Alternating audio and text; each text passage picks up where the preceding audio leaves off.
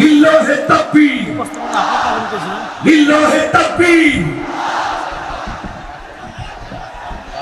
যশোরের স্মার্ট ছেলেরা, এই যে আমি যাদেরকে দেখতে পাচ্ছি, all are the Gen Z of Jessore.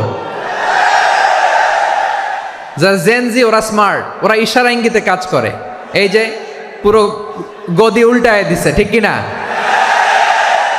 24-এর ছাত্র নাগরিক অভ্যুত্থান আমাদের দেখিয়ে দিচ্ছে কিভাবে চোখের ইশারায় গদি উল্টে দিতে হয়। তো এই জেনজিদের নিয়ে বসেছি, ওরা তো স্মার্ট, ওরা ডিস্টার্ব করবে না। মেহরবানি করে আমার সাথে কানেক্ট করো, 1 to 1, brain to brain, eye to eye contact করো আমার সাথে। তাকাও, কষ্ট হলো আমার দিকে তাকাও, আওয়াজ করা যাবে না, আমার দিকে তাকাও। প্রিয় ভাইয়েরা, হিউম্যান রিসোর্স ডেভেলপমেন্টের ব্যাপারে কিছু কথা বলবো। এই যে আমাদের বিশাল জনসংখ্যা, এই জনসংখ্যাকে কি করে জনসম্পদে রূপান্তরিত করা যায় এ ব্যাপারে কথা বলবো। আমি সূরাতু বনী ইসরাইলের 70 নম্বর আয়াত তেলাওয়াত করেছি। এই আয়াতের আলোকে কিছু কথা আমি আপনাদের সামনে বলবো। আল্লাহ তাআলা ইরশাদ করছেন, ওয়ালাকাদ কাররামনা বনী আদম ওয়া হামালনাহুম ফিল বাররি ওয়াল বাহরি ওয়া রাযাকনাহুম মিনাত তাইয়্যিবাত ওয়া ফাদ্দালনাহুম আলা কাসীরিম মিম্মান খালাকনা তাফদীলা। পড়েন আল্লাহু আকবার। রব্বুল আলামিন বলেন, ওয়ালাকাদ কাররামনা বনী আদম, আমি বনী আদমকে সম্মানিত করেছি, বনী আদমকে মর্যাদা দিয়েছি। ওয়া হামালনাহুম ফিল বাররি ওয়াল বাহর, বনী আদমকে জলে স্থলে, স্থলে এবং সমুদ্রে চলাচলের বাহন দিয়েছি।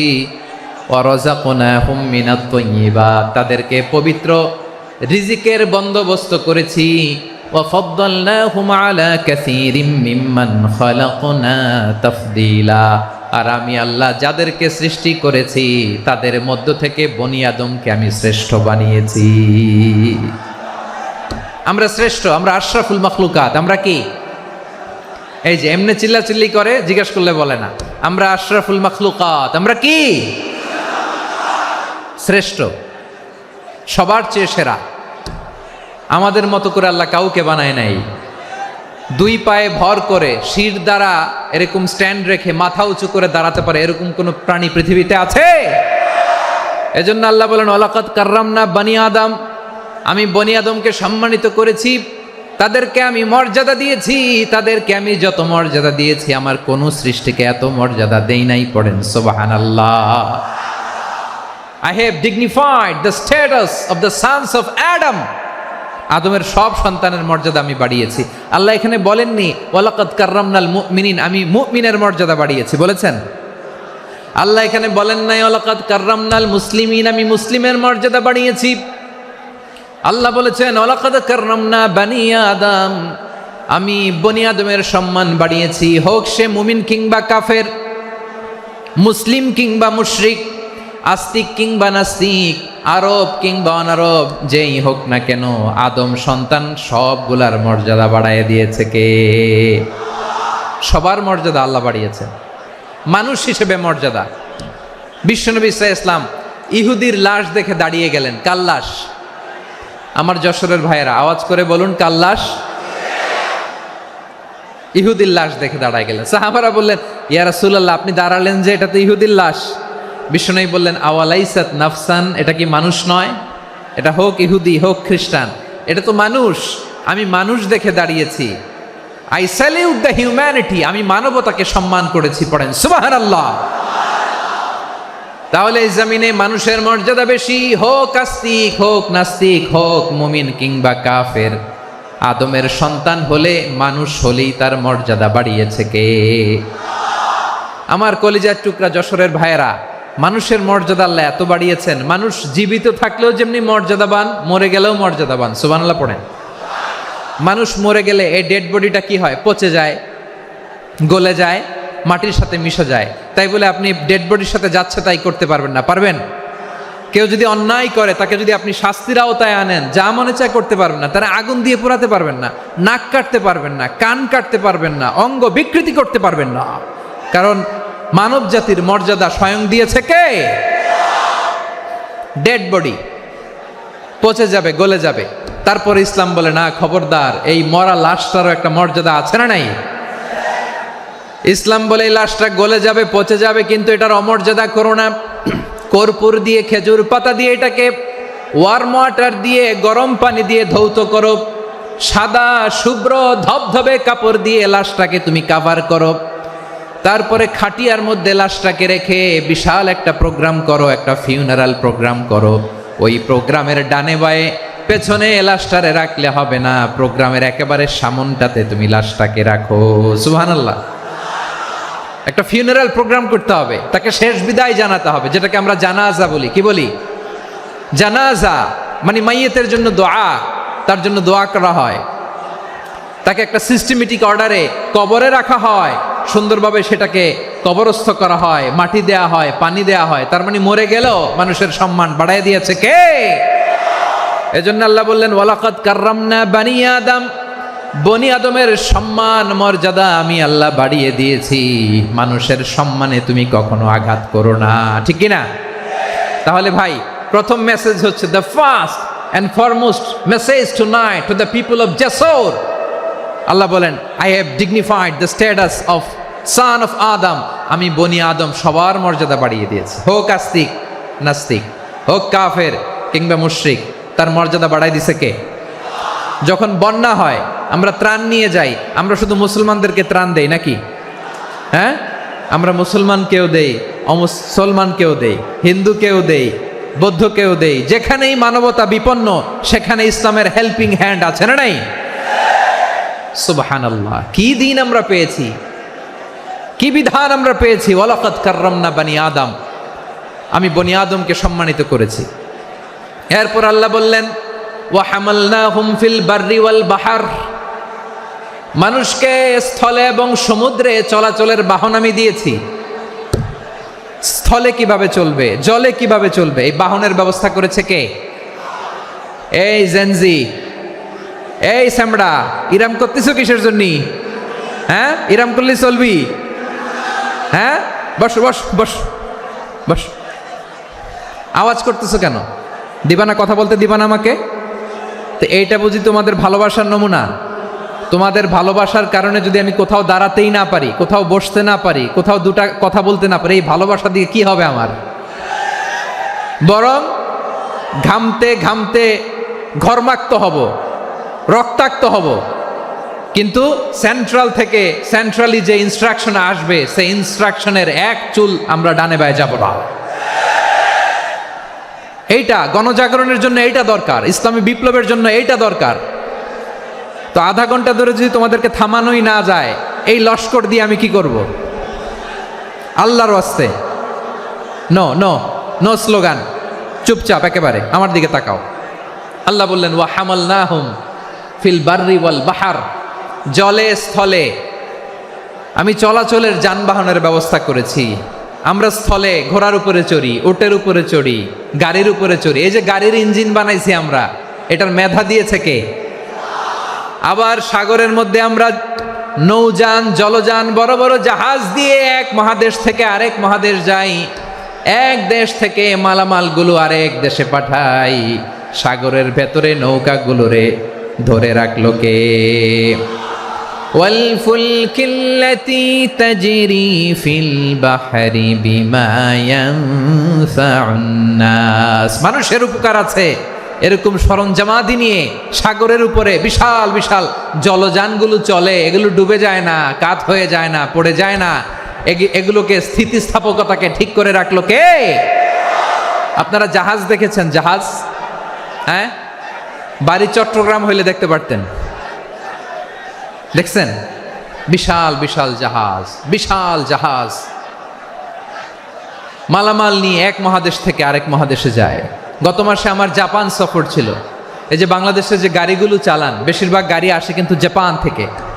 হাজার হাজার গাড়ি একটা জাহাজ বহন করতে পারে, হাজার হাজার গাড়ি। এটারে সাগরের মধ্যে ভাসাইলো কে? সবাই বলুন, ভাসালো কে? হাজার হাজার গাড়ি নিয়ে জাপানিজ গাড়িগুলো আমাদের চট্টগ্রামের এয়ারপোর্টের বন্দরে ভিড়ে। যুক্তরাষ্ট্রে আমি দেখেছি বিশাল বিশাল জাহাজ। আপনারা টাইটানিক জাহাজের নাম শুনেছেন? টাইটানিকেরও 8 গুণ 10 গুণ বড়। সুবহানাল্লাহ কইবেন না? টাইটানিক জাহাজের 8 গুণ 10 গুণ বড় একটা জাহাজ আছে, আইকন অফ দ্য সি, আমি দেখে এসেছি। রয়্যাল ক্যারিবিয়ান দেখে এসেছি। সাগরের সামনে জেটিতে যখন দাঁড়ালাম, জাহাজটা যখন যায়, আমার মনে হচ্ছে একটা শহর, গোটা শহর, the entire city is floating on the water. পুরো একটা শহর মনে হয় পানির উপর দিয়ে ভেসে যাচ্ছে। পড়েন সুবহানাল্লাহ। এই যে আইকন অফ দ্য সি, এই ক্রুজ, এই জাহাজটা, এটার ভিতরে স্টেডিয়াম আছে। কিসের ভিতরে স্টেডিয়াম? কথা বুঝে নাই বোধহয়। স্টেডিয়াম কিসের ভিতর? সুইমিং পুল আছে, শপিং মল আছে, রেস্টুরেন্ট আছে, ক্লাব আছে, 3000 4000 রুম বিশিষ্ট, কক্ষ বিশিষ্ট হোটেল আছে। এই সবগুলোর নিয়ে এগুলো চলে সাগরের এই দোলার মধ্যে, জলোচ্ছ্বাসের মধ্যে, এই সাগরের ভেতরে এই জাহাজগুলোর ভাষায় রাখছে কে? সূরাতুর আর রহমানে আল্লাহ তাআলা বললেন, ওয়ালাহুল জাওয়ারিল মুনশাআতু ফিল বাহরি কাল আ'লাম ফাবিআইয়ি আলা, সবাই পড়েন, ফাবিআইয়ি আলাই রাব্বিকুমা তুকাযযিবান। পাহাড় সম বড় বড় জাহাজগুলো মাল বোঝাই করে সাগরের মধ্যে ভেসে বেড়ায়। এগুলো দিয়ে মালামাল বহন করা যায়, মানুষরা এক দেশ থেকে আরেক দেশে যায়। এই জাহাজগুলোর সাগরের ভেতরে ভাসায় রাখলো কে? এই আয়াতের ভেতরে আল্লাহ তাআলা সূরাত বানী ইসরাঈলের এই চমৎকার আয়াতের ভেতরে আল্লাহ তাআলা বেসিকলি মানব জাতির প্রতি তার 4টি স্পেশাল অনুগ্রহের কথা বলেছেন। কয়টি? 2টা বলে ফেলছি। 1 নাম্বার, ওয়ালাকাদ কাররামনা বানি আদম, আমি বনি আদমের সম্মান বাড়াইছি। নাকি মুসলমানদের? নাকি মুসল্লিদের? কার সম্মান বাড়িয়েছি? বনি আদমের। তাহলে human dignity, the first part of the verse talks about the human dignity. 2 number অংশ আল্লাহ তাআলা বললেন, ওয়া হামালনাহুম ফিল বাররি ওয়াল বাহর, স্থলে এবং সমুদ্রে আমি তাদের জন্য চলাচলের বাহন দিয়েছি। সুবহানাল্লাহ। তার মানে smooth movement on land and sea, জলে এবং স্থলে যাতে আমরা স্মুথলি মুভ করতে পারি আল্লাহ তাআলা দিয়েছেন। 3 নম্বর আল্লাহ তাআলা বললেন, ওয়া রাযাকনাহুম মিনাত তাইয়্যিবাত, মানুষের জন্য আমি পবিত্র রিজিকের ব্যবস্থা করেছি। জলে এবং স্থলে যত প্রাণী আছে সবগুলা প্রাণীকে রিজিক দেয় কে? আমাদেরকে রিজিক দেয় কে? সাগরের মাছগুলোকে, বড় বড় তিমি মাছগুলোরে রিজিক দেয় কে? বাতাসের মধ্যে ভেসে বেড়ানো বড় বড় পাখিগুলো, স্ক্যান্ডিনেভিয়ান কান্ট্রি থেকে লক্ষ লক্ষ কোটি কোটি পাখিগুলো যে এক দেশ থেকে আরেক দেশে ট্রান্সফার হয়, এগুলোর রিজিক দেয় কে? রব্বুল আলামিন বলেন, ওয়ামা মিন দাব্বাতিন ফিল আরদি ইল্লা আলাল্লাহি রিজকুহা ওয়া ইয়ালামু মুস্তাকাররাহা ওয়া মুস্তাওদাআহা কুল্লুম ফি কিতাবিম মুবিন। আল্লাহু আকবার। রব্বুল আলামিন বলেন, ভূপৃষ্ঠে বিচরণশীল যত প্রাণী আছে সব প্রাণীগুলোকে আমি আল্লাহ আমার নিজের কুদরতে রিজিকের বন্দোবস্ত করি। এই প্রাণীগুলো কোথায় থাকে, কোথায় যায়, সব জায়গায় আমি রিজিক পৌঁছে দেই। রিজিক কেউ দিতে পারে না, রিজিকের মালিক কে? রিজিকের মালিক তিনি আল্লাহ। এজন্য আল্লাহ তাআলা বললেন, ওয়া রাযাকনাহুম মিনাত তাইয়্যিবাত। এরপর আল্লাহ বললেন, ওয়া ফাদ্দালনাহুম আলা কাসীরিম মিম্মান খালাকনা তাফদীলা। আমি যত প্রাণী সৃষ্টি করেছি সকল প্রাণীর মধ্যে মানুষের মর্যাদা, শ্রেষ্ঠত্ব আমি দিয়েছি। সুবহানাল্লাহ পড়েন। তাহলে 1 নম্বরে আল্লাহ বললেন, আমি বনি আদমের মর্যাদা বাড়ালাম। এরপরে বললেন, স্থলে এবং সমুদ্রে চলাচলের জন্য যানবাহন দিলাম। 3 নম্বরে আল্লাহ বললেন, পবিত্র রিজিকের ব্যবস্থা করে দিলাম। এরপরে আল্লাহ বললেন, যত প্রাণী আছে, সৃষ্টি আছে, সবগুলার উপরে আমি মানুষকে শ্রেষ্ঠত্ব দিলাম। সুবহানাল্লাহ। তাহলে সবচেয়ে বেশি শ্রেষ্ঠত্ব মানুষের। কার? মানুষের। শুধু তাই নয় প্রিয় ভাইয়েরা, আকাশ এবং জমিনে যা কিছু আছে সব কিছু মানুষের জন্য, মানুষের কল্যাণে, মানুষের প্রয়োজনে, মানুষের বশীভূত করে সৃষ্টি করেছেন কে?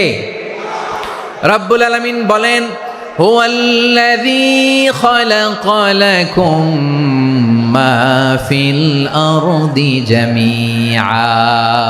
এই জমিনের মধ্যে যা কিছু আমি আল্লাহ সৃষ্টি করেছি সব কিছু আমি মানুষের জন্য সৃষ্টি করেছি। পড়েন সুবহানাল্লাহ। হুয়াল্লাযী খালাকা লাকুম মা ফিল আরদি জামিআ, যা আছে সব আমাদের জন্য, সব আমাদেরকে সার্ভিস দেওয়ার জন্য, আমাদের উপকারের জন্য, আমাদের কল্যাণের জন্য। আওয়াজ করে সবাই পড়ুন আল্লাহু আকবার। অন্য আয়াতে আল্লাহ বললেন, ওয়াসাখখারা লাকুম মা ফিস সামাওয়াতি ওয়া মা ফিল আরদি জামিআম মিন ইন্না ফি যালিকা লাআয়াতিন লিকাউমিন ইয়াতাফাক্কারুন।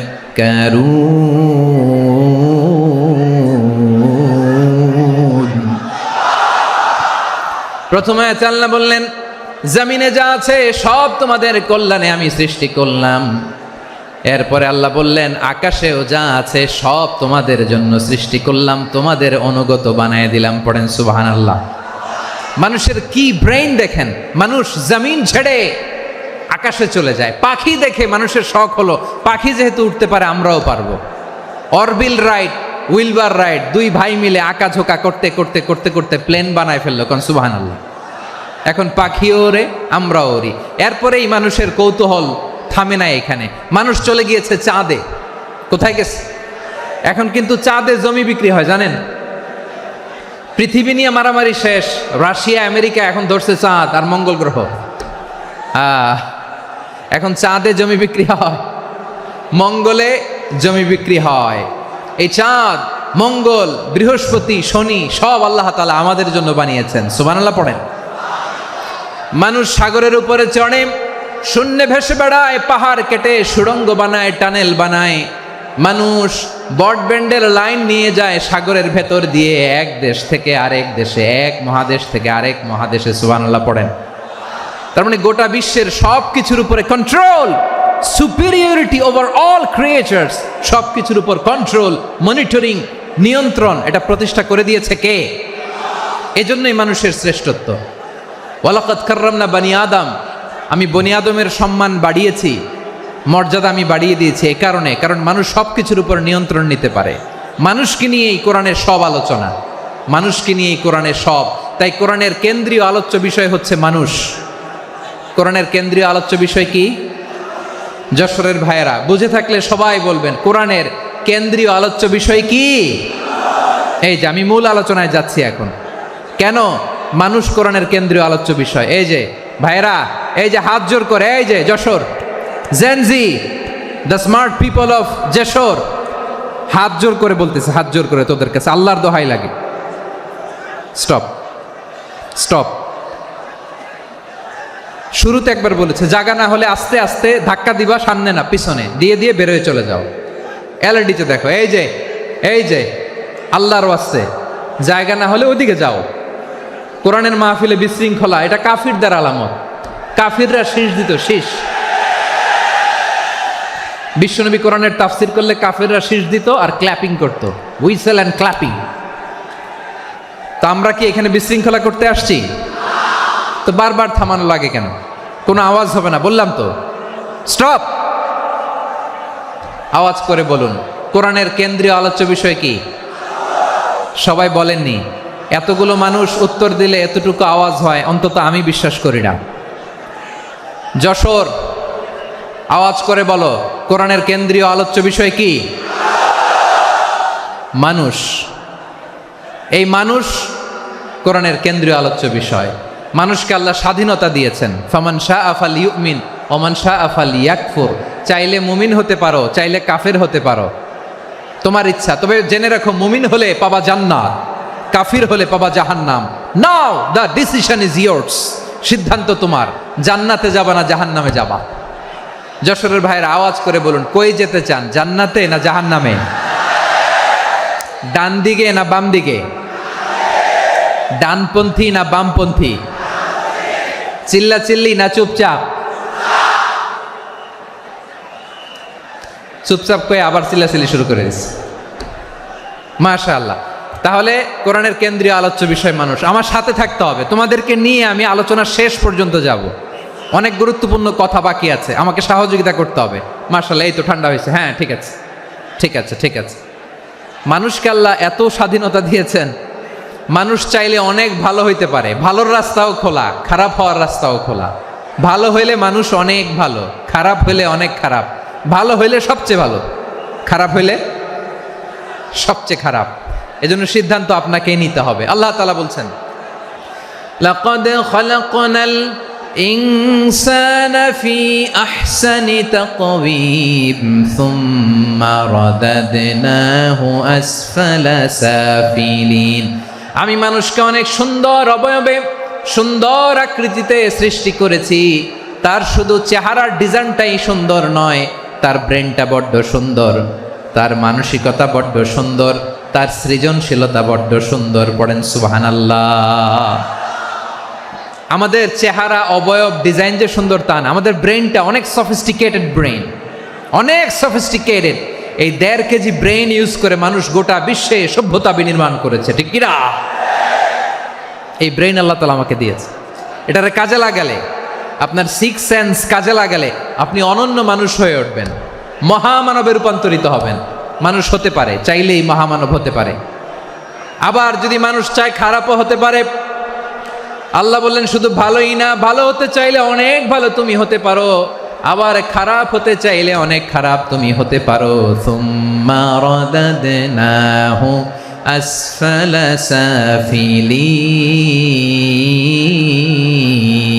সাফিলিন। খারাপ হলে একেবারে খারাপ হতে পারো, নিকৃষ্ট হলে একেবারে নিকৃষ্ট হতে পারো, ভালো হলেও ভালো হতে পারো। কোন সুবহানাল্লাহ। এবার আওয়াজ করে বলুন, ভালো হতে চাই না খারাপ? শ্রেষ্ঠ না নিকৃষ্ট? মানুষ ভালো হলে মানুষ ফেরেশতার চেয়েও ভালো, মানুষ খারাপ হলে সে পশুর চেয়েও খারাপ। কথা ঠিক কিনা বলেন? ভালো হলে ফেরেশতার চেয়েও ভালো, খারাপ হলে পশুর চেয়েও নিকৃষ্ট। তার মানে শ্রেষ্ঠত্বে মানুষ, শ্রেষ্ঠত্বে ফেরেশতাকে হার মানায়, আর অধপতনে শ্রেষ্ঠত্বে ফেরেশতাকে ছাড়িয়ে যায়, আর অধপতনে পশুকেও হার মানায়। আই রিপিট, আমি আবারও বলছি, মানুষ শ্রেষ্ঠত্বে ফেরেশতাকে ছাড়িয়ে যায়, আর অধপতনে সে পশুকেও হার মানায়। আওয়াজ করে বলতে হবে ঠিক কি না? এটার প্রমাণ কি? মানুষ শ্রেষ্ঠ হইলে যে ফেরেশতার চেয়েও সেরা, তার প্রমাণ কি? আল্লাহ তাআলা বলছেন, ওয়া ইয কুলনা লিল মালাইকাতি ইসজুদু লি আদম ফাসাজাদু ইল্লা ইবলিস আবা ওয়াস্তাকবারা ওয়া কানা মিনাল কাফিরিন। আল্লাহ বলেন, স্মরণ করো সে সময়ের কথা যখন আমি ফেরেশতাদেরকে বললাম, ও ফেরেশতারা আদমকে সেজদা দাও। সব ফেরেশতারা সম্মান সূচক সেজদা আদমকে দিল, তার আদমের জন্য সেজদায় লুটিয়ে পড়লো একজন ছাড়া, তার নাম ইবলিস। আওয়াজ করে বলেন, তার নাম কি? সে অহংকার প্রদর্শন করলো, সে কাফের হয়ে গেল। বাকি সব ফেরেশতারা সেজদা দিল। সুবহানাল্লাহ। আবার আদম আলাইহিস সালামকে আল্লাহ জিজ্ঞেস করলেন, সব বলে দিল উত্তর, কিন্তু ফেরেশতাদেরকে একই প্রশ্ন জিজ্ঞেস করলেন, তারা উত্তর করতে পারে নাই। তার মানে এর মধ্য দিয়ে প্রমাণিত হয়, মানুষ ভালো হলে ফেরেশতার চেয়েও ভালো, ফেরেশতার চেয়েও মানুষের মর্যাদা বাড়িয়ে দিয়েছে কে? সব নূরের ফেরেশতা যখন মাটির আদমকে সেজদা দেয়, এটা প্রমাণ করে ফেরেশতার চেয়েও মানুষের মর্যাদা বাড়িয়ে দিয়েছে কে?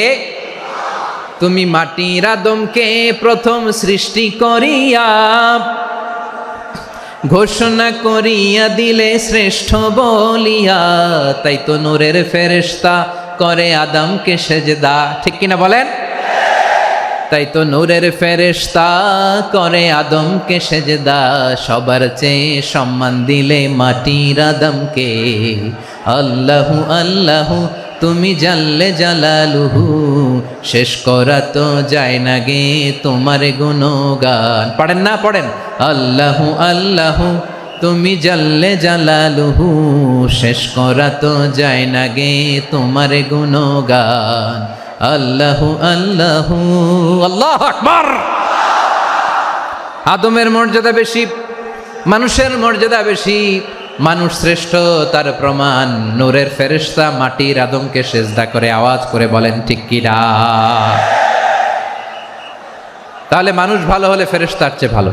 আবার মানুষ যদি খারাপ হয় সে পশুর চেয়েও খারাপ, অধপতনে পশুত্বকে হার মানায়। তার প্রমাণ কি? তার প্রমাণ হচ্ছে যশোরের ভাইরা দেখবেন পত্রিকায় নিউজ পেপারে মাঝে মাঝে এরকম দেখা যায়, এক মানুষ আরেক মানুষকে হত্যা করে 20 টুকরা করে বস্তার ভেতরে ভরেছে। আপনারা এই নিউজ পড়েন নাই না? দেখেন নাই? দেখছেন? মানুষ মানুষকে হত্যা করে কয় টুকরা? জোরে বলেন। এখানেই ক্ষান্ত হয় না, আবার কোথায় ভরছে? বস্তার ভেতরে। আচ্ছা, বুঝে থাকলে আওয়াজ করে বলেন, কোনদিন শুনছেন একটা হাতি আর একটা হাতিকে হত্যা করে 20 টুকরা করছে, এরপরে বস্তার ভিতরে ভরছে? হয়েছে? তাহলে দেখেন, মানুষ যদি খারাপ হয় সে পশুকেও হার মানায়। চিল্লায় বলো ঠিক কিনা? এমনও দুশ্চরিত্র মানুষ আছে যার নজর থেকে 6 মাসের ছোট্ট মেয়ে থেকে শুরু করে 80 বছরের বৃদ্ধারাও নিরাপদ নয়। পশুকেও হার মানে। মানুষের ঘর জ্বালিয়ে পুড়ে মেসাকার করে দেয়, জনপদের পর জনপদ জ্বালায় দেয়, এরকম আছে না নাই? তাহলে আমরা বুঝলাম মানুষ ভালো হলে অনেক ভালো, খারাপ হলে অনেক খারাপ। ও আমার কলিজার টুকরা যশোরের ভাইয়েরা, আসুন না 3 দিন ব্যাপী এই তাফসিরুল কোরআনের ঐতিহাসিক প্রোগ্রাম থেকে আমরা সিদ্ধান্ত নেই, আমরা ভালো মানুষ হব নাকি খারাপ মানুষ হব?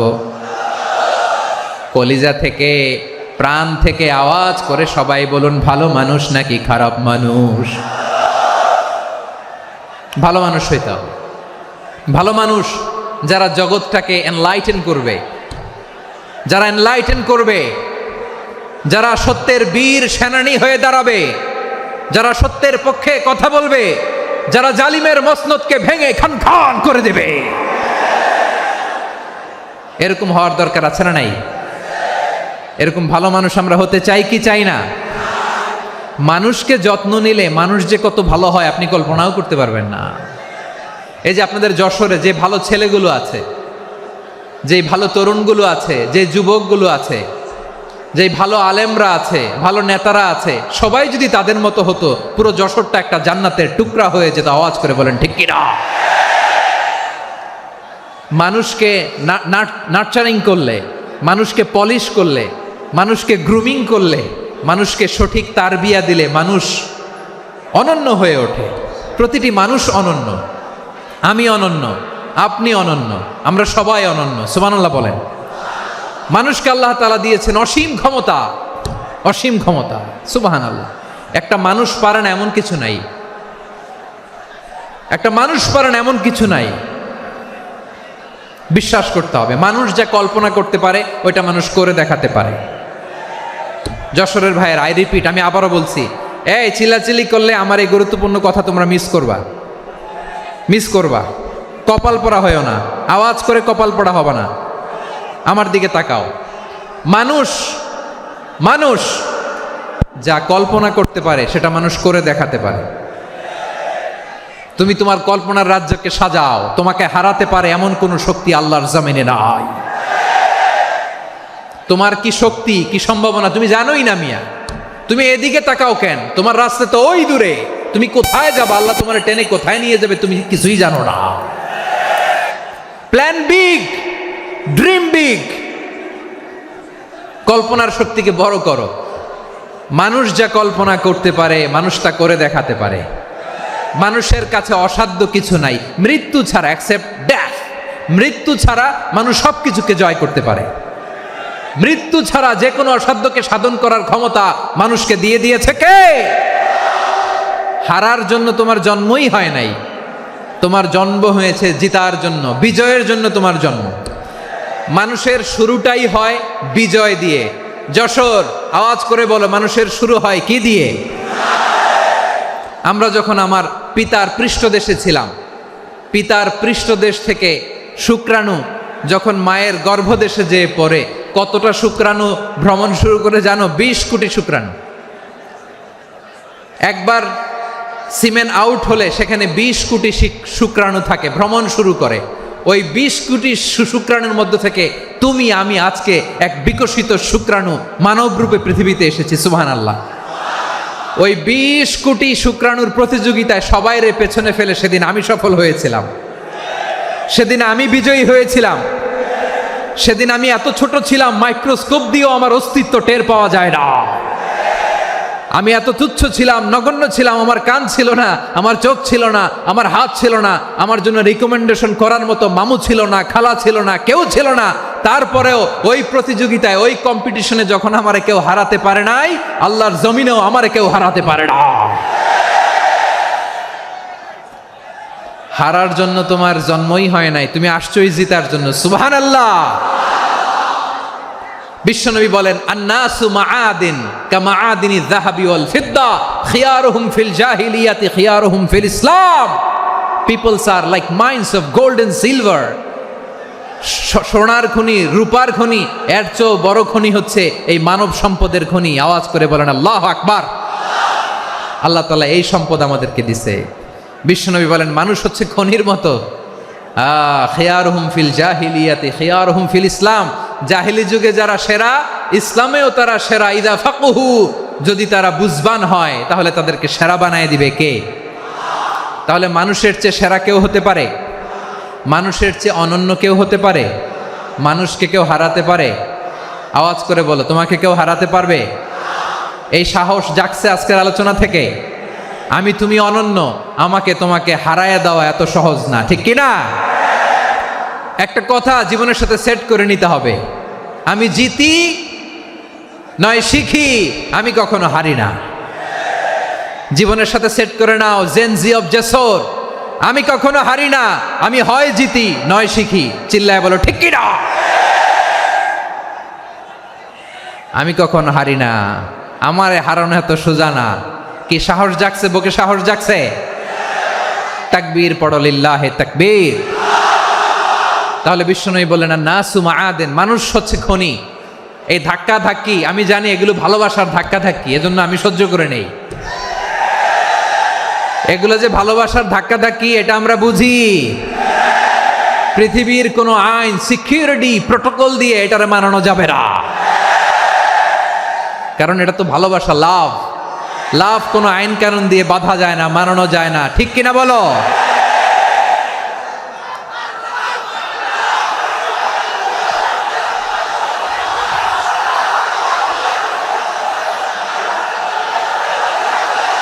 মাশাআল্লাহ, মাশাআল্লাহ, মাশাআল্লাহ। ঠিক আছে, বসুন বসুন বসুন। আল নাসু মাআদিন, মানুষ হচ্ছে খনি। এই খনির যত্ন নিতে হবে। আমার মা বাবা যারা এসেছেন, আপনার ছেলে মেয়ের যত্ন নেন। আপনার ছেলের মধ্যে যে কি পটেনশিয়াল আপনি জানেন না। আপনার এই ছোট্ট অবুজ ছেলেটাই আগামী দিনের শায়েখ আহমদুল্লাহ হবে। আপনার হেফজখানায় পড়া ওই ছোট্ট ছেলেটাই আগামী দিনের আল্লামা মামুনুল হক হবে। আপনার ওই ছেলেটা আমির হামজা হবে, আব্দুল হাই সাইফুল্লাহ হবে। এভাবে বড় বড় আলেম হবে, তারা যুগশ্রেষ্ঠ আলেম হবে। সেই একদিন এই বাংলাদেশের পার্লামেন্টে যে বক্তব্য দিয়ে যশোরের পক্ষে কথা বলবে। আপনি জানেন না, কাউকে ছোট করবেন না আপনি। ওর কনফিডেন্স আপনি কমাবেন না, আপনি কমাতে পারেন না। প্যান্ডেলে আমার যে মা বোনেরা আছেন, ছেলে মেয়েদেরকে কখনো ছোট করে কথা বলবেন না। ও যে কোথায় যাবে আপনি জানেন না। আপনি মা হয়ে তাকে সাহস দিবেন, তার কল্পনার জগৎটাকে সাজাতে তাকে উৎসাহিত করবেন, ঠিক কিনা বলেন? আর আমার প্যান্ডেলের আমার প্রিয় শ্রদ্ধাশীলা মায়েরা বোনেরা, আপনারা তো আরো দামি সম্পদ। বিশ্বনবী বলেন, আর দুনিয়া কুল্লুহা মাতা। আল্লাহ আল্লাহ আল্লাহ। বিশ্বনবীর কথার ওজন দেখেন, আর দুনিয়া কুল্লুহা মাতা ওয়া খায়রু মাতা'আদ দুনিয়াল মারআতুস সালিহা। বিশ্বনবী বলেন, দুনিয়ায় যা দেখো সব আল্লাহর দেওয়া অ্যাসেট, মানে সম্পদ। আর এত অ্যাসেটের ভিড়ে সবচাইতে শ্রেষ্ঠ সম্পদ হচ্ছে নেককার নারী। সুবহানাল্লাহ। ভাইয়েরা বোনের সাথে খারাপ আচরণ করো না, সন্তান মায়ের সাথে খারাপ আচরণ করো না। আমাদের মায়েরা আমাদের asset, they are our priceless asset. কারণ এই মায়েদের পেটে এসেছে আল্লাহর ওলিরা, এই মায়েদের পেটে এসেছে খান জাহান আলী, এই মায়ের পেটে এসেছে শাহজালাল ইয়ামানি, এই মায়ের পেটে এসেছে আল্লাহর সব নবীরা, নাকি নবীরা আকাশ থেকে ধপ করে জমিনে নেমে আসছে? মায়ের পেটে আসছে। এই মায়ের পেটগুলো খনি। আমার সম্মানিতা মায়েরা, বোনেরা, নিজেকে ইসলাম দিয়ে সাজান, নিজেকে ইসলাম দিয়ে সাজান, নিজেকে পবিত্র রাখুন, নিজের আব্রু ইমান ইজ্জতের হেফাজত করুন, কোরআন পড়ুন, সুন্নাহ পড়ুন। আপনি জানেন না আপনার গর্ভে কে আসছে, কোন ক্ষণজন্মা পুরুষকে আল্লাহ তাআলা আপনার গর্ভে পাঠাবে আপনি জানেন না। মায়েরা, নিজেদেরকে পবিত্র রাখুন, ইসলাম চর্চা করুন, কোরআন চর্চা করুন, নৈতিকতা দিয়ে নিজেকে সাজান। যশোরের জেনজি, নিজেদেরকে প্রস্তুত রাখো আগামীর বাংলাদেশের জন্য। নৈতিকতা, মোরালিটি, ভ্যালিউজ দিয়ে নিজেকে সাজাও, ইসলাম দিয়ে নিজেকে সাজাও, কারণ আগামীর বাংলাদেশ ইসলামের বাংলাদেশ। বাংলাদেশের আসল পরিচয় ইসলাম। বাংলাদেশের আসল পরিচয় কি? সবাই বলে না। বাংলাদেশের আসল পরিচয় কি? এই ইসলাম নিয়ে আমরা সংসদ ভবন সাজাবো, রাজি আছি না নাই? শেকড় ভুলে যাওয়া যাবে না। আমরা ধাপে ধাপে শারিয়া আইনের দিকে যাব ইনশাআল্লাহ, কিন্তু জঙ্গিবাদ দিয়ে নয়, কট্টর পন্থা দিয়ে নয়। আমরা ইন্টেলেকচুয়ালি, গ্রাজুয়ালি, ধাপে ধাপে শারিয়া আইনের দিকে মুভ করব ইনশাআল্লাহ। বলো লিল্লাহি তাকবীর। এদেশের আসল পরিচয় সবাই বলে না, আওয়াজ করে, এদেশের আসল পরিচয়।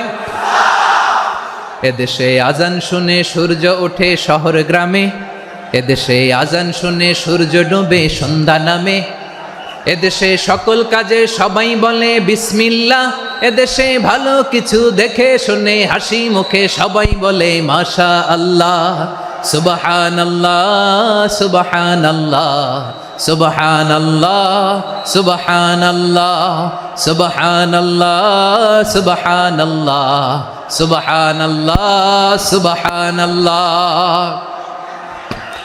ও নবীন তরুণ, তোমার কিসের এত ভয়? জেনে রেখো বাংলাদেশের আসল পরিচয়। বাংলাদেশের আসল পরিচয় ইসলাম। আওয়াজ তুলে বলো, আসল পরিচয় কি? এদেশে পরস্পরে দেখা হলে দেয় সালাম, এদেশে আমজনতার হৃদয় জুড়ে পাক্কালাম, ঠিক কি না? এদেশে বিপদ এলে সর্বজনে সর্বক্ষণে দোয়া পড়ে ইন্না লিল্লাহ সুবহানাল্লাহ সুবহানাল্লাহ সুবহানাল্লাহ সুবহানাল্লাহ। এদেশে আজান শুনে সূর্য ওঠে শহর গ্রামে, এদেশে আজান শুনে সূর্য ডোবে সন্ধ্যা নামে, এদেশে সকল কাজে সবাই বলে বিসমিল্লাহ, এদেশে ভালো কিছু দেখে শুনে হাসি মুখে সবাই বলে মাশা আল্লাহ সুবহানাল্লাহ। আওয়াজ করে সুবহানাল্লাহ সুবহানাল্লাহ সুবহানাল্লাহ সুবহানাল্লাহ। সবাই একসাথে সুবহানাল্লাহ সুবহানাল্লাহ সুবহানাল্লাহ সুবহানাল্লাহ। এদেশের আসল পরিচয় কি? আওয়াজ করে বলতে ভয় লাগে। এদেশের আসল পরিচয় কি? ইসলাম দিয়ে আমাদের সংসদ ভবন চলুক, আমরা চাই কি চাই না? বঙ্গভবনে লা ইলাহা ইল্লাল্লাহর পতাকা উড়ুক, আমরা চাই কি চাই না? প্রতিটি জেলা অফিসে, ডিসি অফিসে লা ইলাহার পতাকা ঝুলুক, আমরা চাই কি চাই না? কারা কারা চাই হাত তুলে আল্লাহরে দেখায়।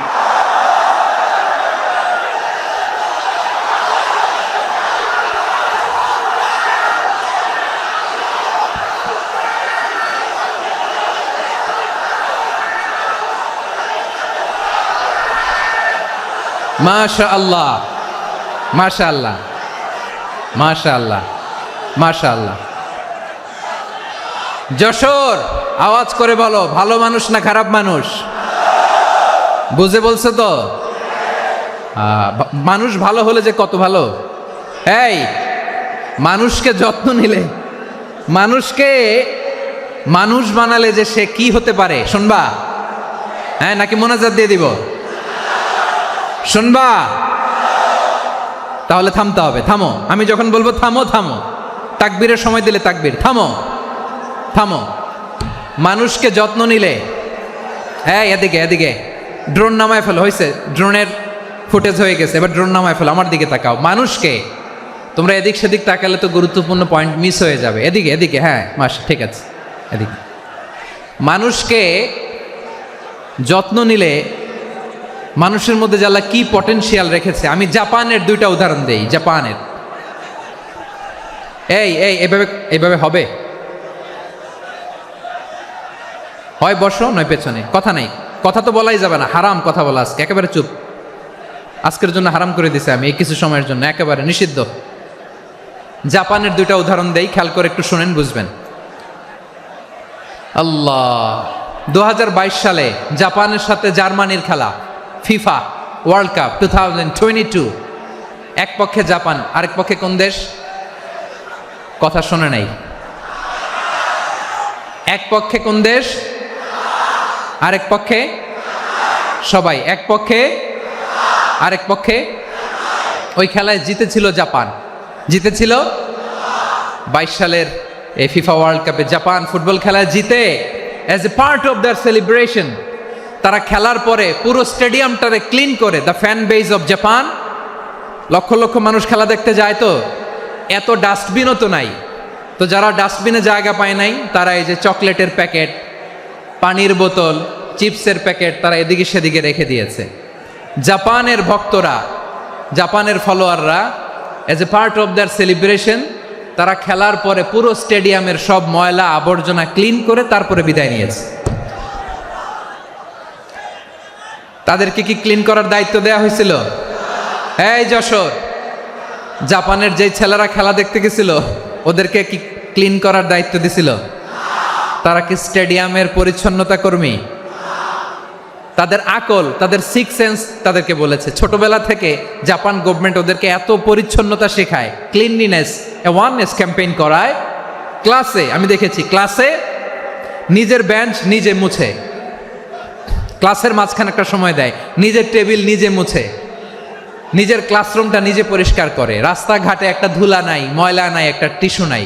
খেলার পরে গোটা বিশ্বকে তাক লাগিয়ে দিয়েছে। জাপানের ফ্যানরা সবার রেখে যাওয়া গার্বেজ, টিস্যু, বোতল পরিষ্কার করে তারপরে স্টেডিয়াম থেকে বিদায় নিয়েছে। আমরা কেন এমন হইতে পারলাম না? আমরা কেন এমন হইতে পারলাম না? জাপানের যারা এগুলো করছে ওদের 3টা করে চোখ না? চোখ তো 3টা, জাপানো লাগো, জাপানো লাগো, হাত তো 4টা, কান তো 6টা। হ্যাঁ, নাকি আমার মতো 2 হাত 2 কানওয়ালা মানুষ? চোখে দেখলে ওটা মানুষ না। চিন্তা করছেন? তার মানে জাপানিজদেরকে যে গ্রুমিং করে শিখানোর মাধ্যমে পরিচ্ছন্ন বানানো গেছে, ওরা যেমনি মানুষ আমরাও মানুষ। আমাদের সন্তানদেরকে শেখালে তারাও পারবে, পারবে কিনা? 2 নম্বর উদাহরণ বলি। চট্টগ্রাম ফেনীতে যারা গিয়েছেন, মেঘনা গোমতী ব্রিজ প্রকল্প নাম শুনছেন? মেঘনা একটা ব্রিজ পার হওয়া লাগে। এই মেঘনা গোমতী, এখানে 3টা ব্রিজ, কাঁচপুর সহ এই 3টা ব্রিজের নির্মাণ কাজ, রেনোভেশনের কাজ দেয়া হয়েছিল জাপানের একটা কোম্পানিকে। কাকে? জাপানের কোম্পানি। নির্মাণ শেষে 738 কোটি টাকা বেঁচে গেছিল, এটা গভর্নমেন্টের হাতে দিয়ে তারা বিদায় নিয়েছে। কত টাকা? 738 কোটি টাকা। যত প্রাক্কলিত ব্যয় নির্ধারণ করা হয়েছে সব টাকা সরকার, তৎকালীন সরকার 2019-এর সরকার, কারা ছিল তো জানেন? এই 2019-এর সরকার তাদেরকে দিয়েছে।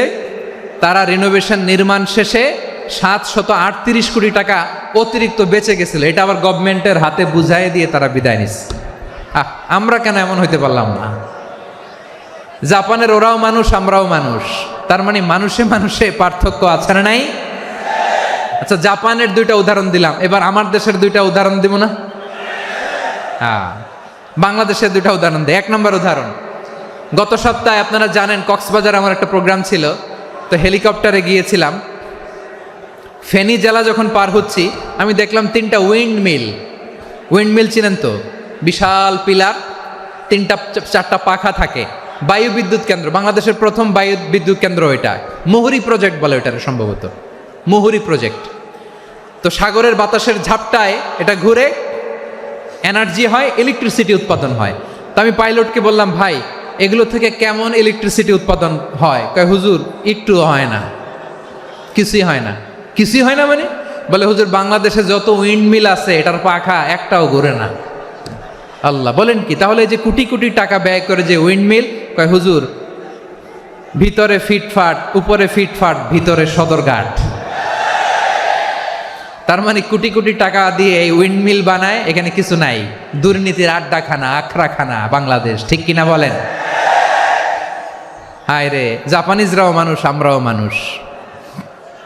আমার এক নিকটাত্মীয় সরকারি চাকরিজীবী, উনি আমাকে বললেন, বাংলাদেশের আরেকটা উদাহরণ দেই।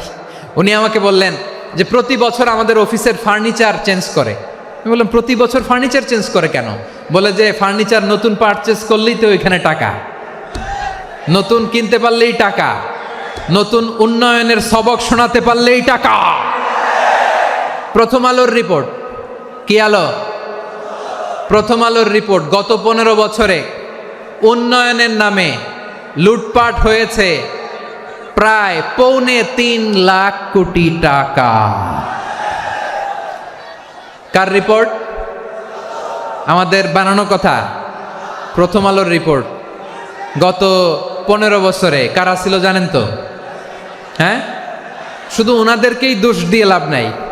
স্বাধীনতার পর থেকে শুধু শাসকের হাত বদল হয়েছে, আমরা কিছু পাই নাই, ঠিক কিনা বলেন? শুধু ওনাদের দোষ দিয়ে কি লাভ? একদল খাইছে, আরেক দল খাওয়ার জন্য রেডি হয়ে আছে। আমরা এরকম চাই না। আমরা চাই স্বাধীন সার্বভৌম বাংলাদেশ। আমরা চাই দুর্নীতিমুক্ত বাংলাদেশ।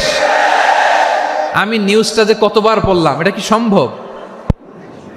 3.25 লাখ কোটি টাকা লুটপাট, মানে লুটপাট করতে করতে এদেশের জনগণকে ফুটপাতে বসায় দিচ্ছে।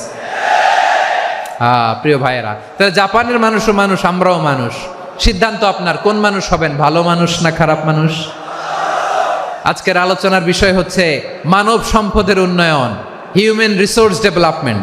It's a process to increase the capacity of knowledge, skill, capacity of the people of a country. একটা দেশের মানুষের জ্ঞান, তাদের দক্ষতা কি করে বাড়ানো যায়, বাড়িয়ে দেশের উন্নয়ন করানো যায়, এটাই হচ্ছে মানব সম্পদ উন্নয়নের মূল কথা। তাহলে মানব সম্পদ হচ্ছে একটা দেশের সবচাইতে শক্তিশালী পুঁজি। প্রাকৃতিক সম্পদ, খনিজ সম্পদের চেয়েও দামি হচ্ছে মানব সম্পদ। আমার প্রিয় যশোর, প্রাকৃতিক সম্পদ, খনিজ সম্পদের চেয়ে দামি সম্পদ কি সম্পদ? আল্লাহ তাআলা দয়া করে আমাদেরকে এই মানব সম্পদ দিয়েছেন। আসুন আমাদের এই মানুষগুলোকে আমরা সোনার মানুষ বানাই। রাজি আছেন তো সবাই? রাজি আছেন? মানুষ পারে না এমন কোনো কিছু নাই, চাইলে সব পারে। এজন্য মানুষকে তারবিয়া দিতে হবে, যথাযথভাবে তাদেরকে গড়তে হবে। আসুন আমরা সিরাতের আয়নায় বিশ্বনবীর জীবনী থেকে দেখি তিনি কিভাবে হিউম্যান রিসোর্সকে ম্যানেজ করতেন। যদি আপনাদের সময় হয়, দু একটা উদাহরণ দিয়ে আজকে আমি আমার আলোচনার বিদায় নিব। হবে? সময় হবে কয়েক মিনিট? হ্যাঁ, শান্ত থাকবেন তো? শান্ত থাকবা? হ্যাঁ, ঠিক আছে। এই ধাক্কার মধ্যে ঢুকছে, এবার মজা বুঝতেছো তো? হ্যাঁ, মানা করছিলাম না? ঠিক আছে, টের পাও। হ্যাঁ, ঠিক আছে। যে আওয়াজ করবে আমি ওকে দেখতেছি, কে কে আওয়াজ করে দেখতেছি। শেষ কথা, শেষের দিকে চলে আসছি। বিষ্ণু ইসলাম কিভাবে হিউম্যান রিসোর্সকে ম্যানেজ করতেন, মজার কথা আছে কয়েকটা, বলে বিদায় নেব। বিশ্বনবী কিভাবে এই মানব সম্পদকে ম্যানেজ করতেন। বিশ্বনবী, he was a very good talent hunter, চৌকস ট্যালেন্ট হান্টার ছিল। কার মধ্যে কি ট্যালেন্ট আছে দেখলেই বুঝে ফেলতেন। সুবহানাল্লাহ পড়বেন না? কি নবী আমরা পেয়েছি! He was a very good talent hunter. আমার নবী, তিনি চৌকস ট্যালেন্ট হান্টার ছিলেন।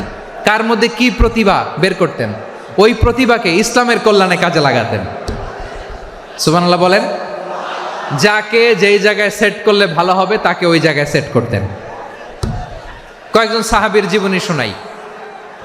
আবু মাহজুরা রাদিয়াল্লাহু তাআলা আনহু, মক্কার মুয়াজ্জিন, আগে ছিল মুশরিক, পরে হয়েছে মুমিন। উনি কিভাবে মুমিন হইলেন এই ঘটনাটা একটু আপনাদের শোনাতে চাই। তো আপনাদের তো সময় নাই হাতে। হ্যাঁ, সময় আছে? এই জেনজি শেষ করে দিল আজকের প্রোগ্রামটা। 1 ঘন্টা ধাক্কা ধাক্কি করে কেমনে দাঁড়ায় আছে আমি বুঝলাম না।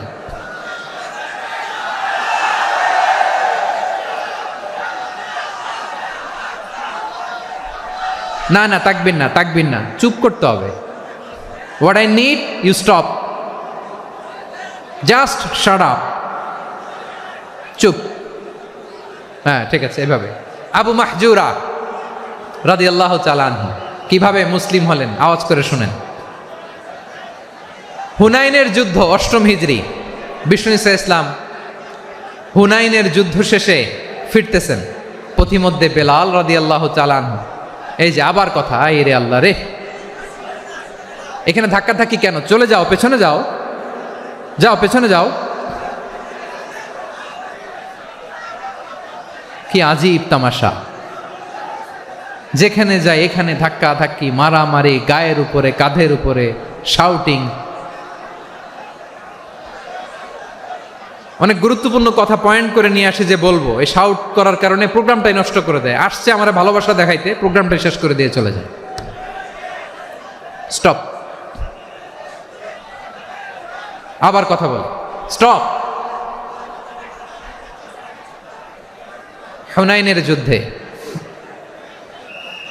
8ম হিজরি, কত হিজরি সবাই বলেন না একটু, কত হিজরি? 8ম হিজরিতে হুনাইনের যুদ্ধে রাসূল সাল্লাল্লাহু আলাইহি ওয়াসাল্লাম ফিরে আসতেছেন মদিনায়। পথিমধ্যে বেলাল রাদিয়াল্লাহু তাআলা আনহু আজান দিচ্ছেন। কি দিচ্ছেন? তো পাশে ছিল মুশরিকদের একটা পল্লী, কিছু মুশরিক তরুণ, কিছু অমুসলিম কিশোর, তারা আজানকে ব্যঙ্গ করতেছে। আমাদের বাংলায় মুখ ভেঙ্গানো বলে আর কি। বেলাল রাদিয়াল্লাহু তাআলা আনহু আজান দিচ্ছেন, ওই বাচ্চাগুলো মুশরিক, তো ওরা আজানকে ব্যঙ্গ করতেছে, বিকৃতি করে ওরাও আজান দিচ্ছে। উদ্দেশ্য হচ্ছে আজানকে নিয়ে ঠাট্টা করা। উদ্দেশ্য কি? ঠাট্টা করা। ব্যাপারটা মনে কষ্ট পাওয়ার মতো ব্যাপার না? কিন্তু বিশ্বনবী ওইখানে দেখেন কি খুঁজলেন। বিশ্বনবী খেয়াল করলেন অমুসলিম কিশোরদের মধ্য থেকে একটা কিশোরের গলাটা বড় দরাজ গলা, কণ্ঠটা বড় সুন্দর।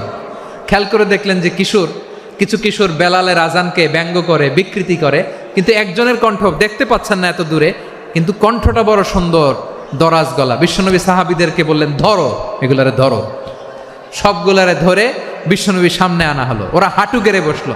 বিশ্বনবী বললেন, তোমাদের মধ্যে কে যেন ব্যঙ্গ করে আজান দিচ্ছিল, তার গলাটা বড় উঁচু, গলার বেসটা বড় মজবুত, মেলোডিয়াস, সুমধুর কণ্ঠ। কে? আবু মাহজুরা বলে, আমার বন্ধুরা সবাই আমার দিকে আঙ্গুল দেখায়, আমি পড়ে গেছি বিপদে। রাসূল সাল্লাল্লাহু আলাইহি ওয়াসাল্লাম বাকি অমুসলিম তরুণদেরকে ছেড়ে দিলেন, বললেন তোমরা যাও। এবার আবু মাহজুরারে পাইছে। আবু মাহজুরার চুলের মধ্যে হাত দিলেন বিশ্বনবী, মাথায় হাত দিয়ে বললেন, এবার আজান দাও দেখি। আবু মাহজুরা বলে, আমি তো আজান দিতে জানি না, কারণ আমি তো বেলালেরটা শুইনা দিছি, আমার তো মুখস্থ নাই, আমি তো আজান দিতে জানি না। বিশ্বনবী বললেন, জানো না? তাহলে আসো, আমি তোমারে শিখাই দেই। সুবহানাল্লাহ পড়েন। আবু মাহজুরা হাঁটু গেড়ে বসে, বিশ্বনবীর মোবারক হাত আবু মাহজুরার চুলের মধ্যে। বিশ্বনবী আজানের মুআল্লিম আবু মাহজুরাকে বলতেছে, ঠিক আছে তোমারে শিখাই দিচ্ছি, আমি যা যা বলবো আমার সাথে সাথে বলো, পারবা? আবু মাহজুরা বলে, পারবো। বিশ্বনবী আজান দিচ্ছেন, মাথায় হাত দিয়ে, আল্লাহু আকবার, আল্লাহু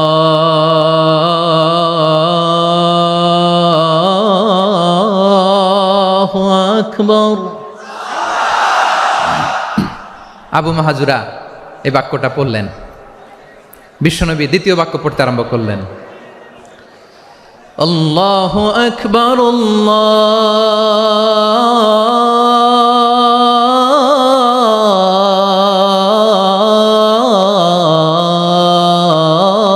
আল্লাহু আকবার। আবু মাহজুরা এই বাক্যটাও বললেন। বিশ্বনবী আবু মাহজুরার মাথার মধ্যে হাত দিয়ে তৃতীয় বাক্য বললেন, আশহাদু আল্লা ইলাহা ইল্লাল্লাহ।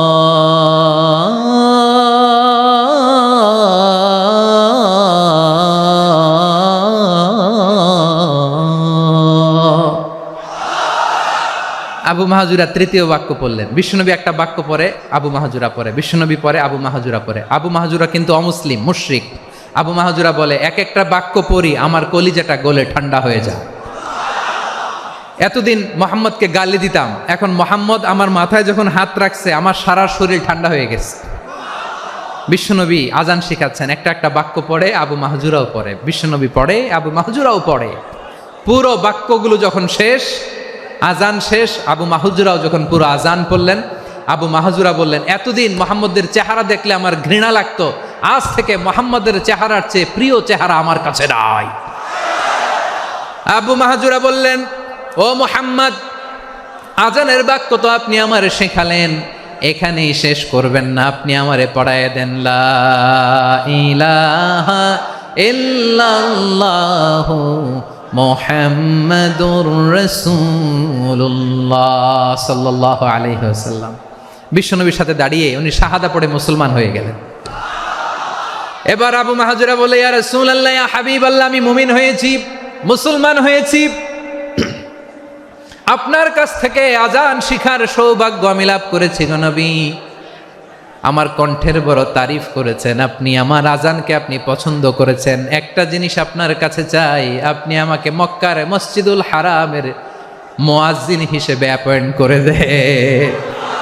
বিষ্ণু ইসলাম বললেন, যাও আবু মাহজুরা, আমি তোমাকে পৃথিবীর শ্রেষ্ঠতম মসজিদ মক্কার মসজিদুল হারামের মুয়াজ্জিন হিসেবে অ্যাপয়েন্ট করে দিলাম। দেখছেন কিভাবে ট্যালেন্ট হান্টিং করতে হয়, কিভাবে হিউম্যান রিসোর্স মানব সম্পদকে ব্যবহার করতে হয়। আসছিল আজানকে ভেঙ্গাইতে, আসছিল কেন? আজানকে ব্যঙ্গ করার জন্য, বিকৃত করার জন্য। আজানকে বিকৃত করতে যে ইসলামের সবচেয়ে শ্রেষ্ঠ মসজিদের মুয়াজ্জিন হয়ে গেল। পড়েন সুবহানাল্লাহ। হযরত আবু মাহজুরা রাদিয়াল্লাহু তাআলা আনহু ওনার এই সুললিত কণ্ঠ ব্যবহার করে মসজিদুল হারামে এত সুন্দর করে আল্লাহু আকবার বলে আজান দিতেন, মানুষগুলোর, মুসল্লিগুলোর, মক্কাবাসীর হৃদয়কে তিনি বিগলিত করে দিতেন, মানুষের হৃদয়কে ঠান্ডা হয়ে যেত। শুধু এখানেই শেষ না আমার যশোরের ভাইয়েরা, বিশ্বনবী যখন সাইয়েদনা আবু মাহজুরা রাদিয়াল্লাহু তাআলা আনহুকে আজান শিখাচ্ছিলেন, বলেন তো বিশ্বনবীর হাতটা কোথায় ছিল? আবু মাহজুরার মাথার সামনে, এই চুলের উপরে ছিল। আবু মাহজুরা ওই স্মৃতিটাকে ধারণ করবার জন্য, ওই স্মৃতিকে বহন করার জন্য বিশ্বনবীর মোবারক হাত আবু মাহজুরার কপালের চুলের যেই জায়গায় লেগেছে, মৃত্যুর আগের দিন পর্যন্ত আবু মাহজুরা মাথার ওই চুলে কোনোদিন ছুরি আর কামার লাগায় নাই, সেখানে কেচি লাগায় নাই, চুলের মধ্যে খুর লাগায় নাই। আবু মাহজুরা ডান দিকের চুল কাটতো, বাম দিকের চুল কাটতো, পেছনের চুল কাটতো, সামনের চুল কাটতো না। আবু মাহজুরা রাদিয়াল্লাহু তাআলা আনহুর সামনের চুলগুলো বড় হতে হতে যখন এত বড় হয়ে যায়, তিনি চুলগুলো পেঁচিয়ে মাথার মধ্যে রাখতেন, তারপরে তিনি পাগড়ি পরতেন। সবাই জিজ্ঞেস করতো, আবু মাহজুরা, এটা আবার কেমন স্টাইল? দেখতে তোমার কি বিদঘুটে লাগে, কেমন অড লাগে, কেমন খারাপ দেখা যায়। মক্কায় এমন কোনো মানুষ তো দেখি নাই, ডানে চুল কাটে, বায়ে চুল কাটে, পেছনে চুল কাটে, সামনে কাটে না। ওরে আবু মাহজুরা, কেমন দেখা যায় তোমারে, তুমি সামনের চুল কাটো না কেন?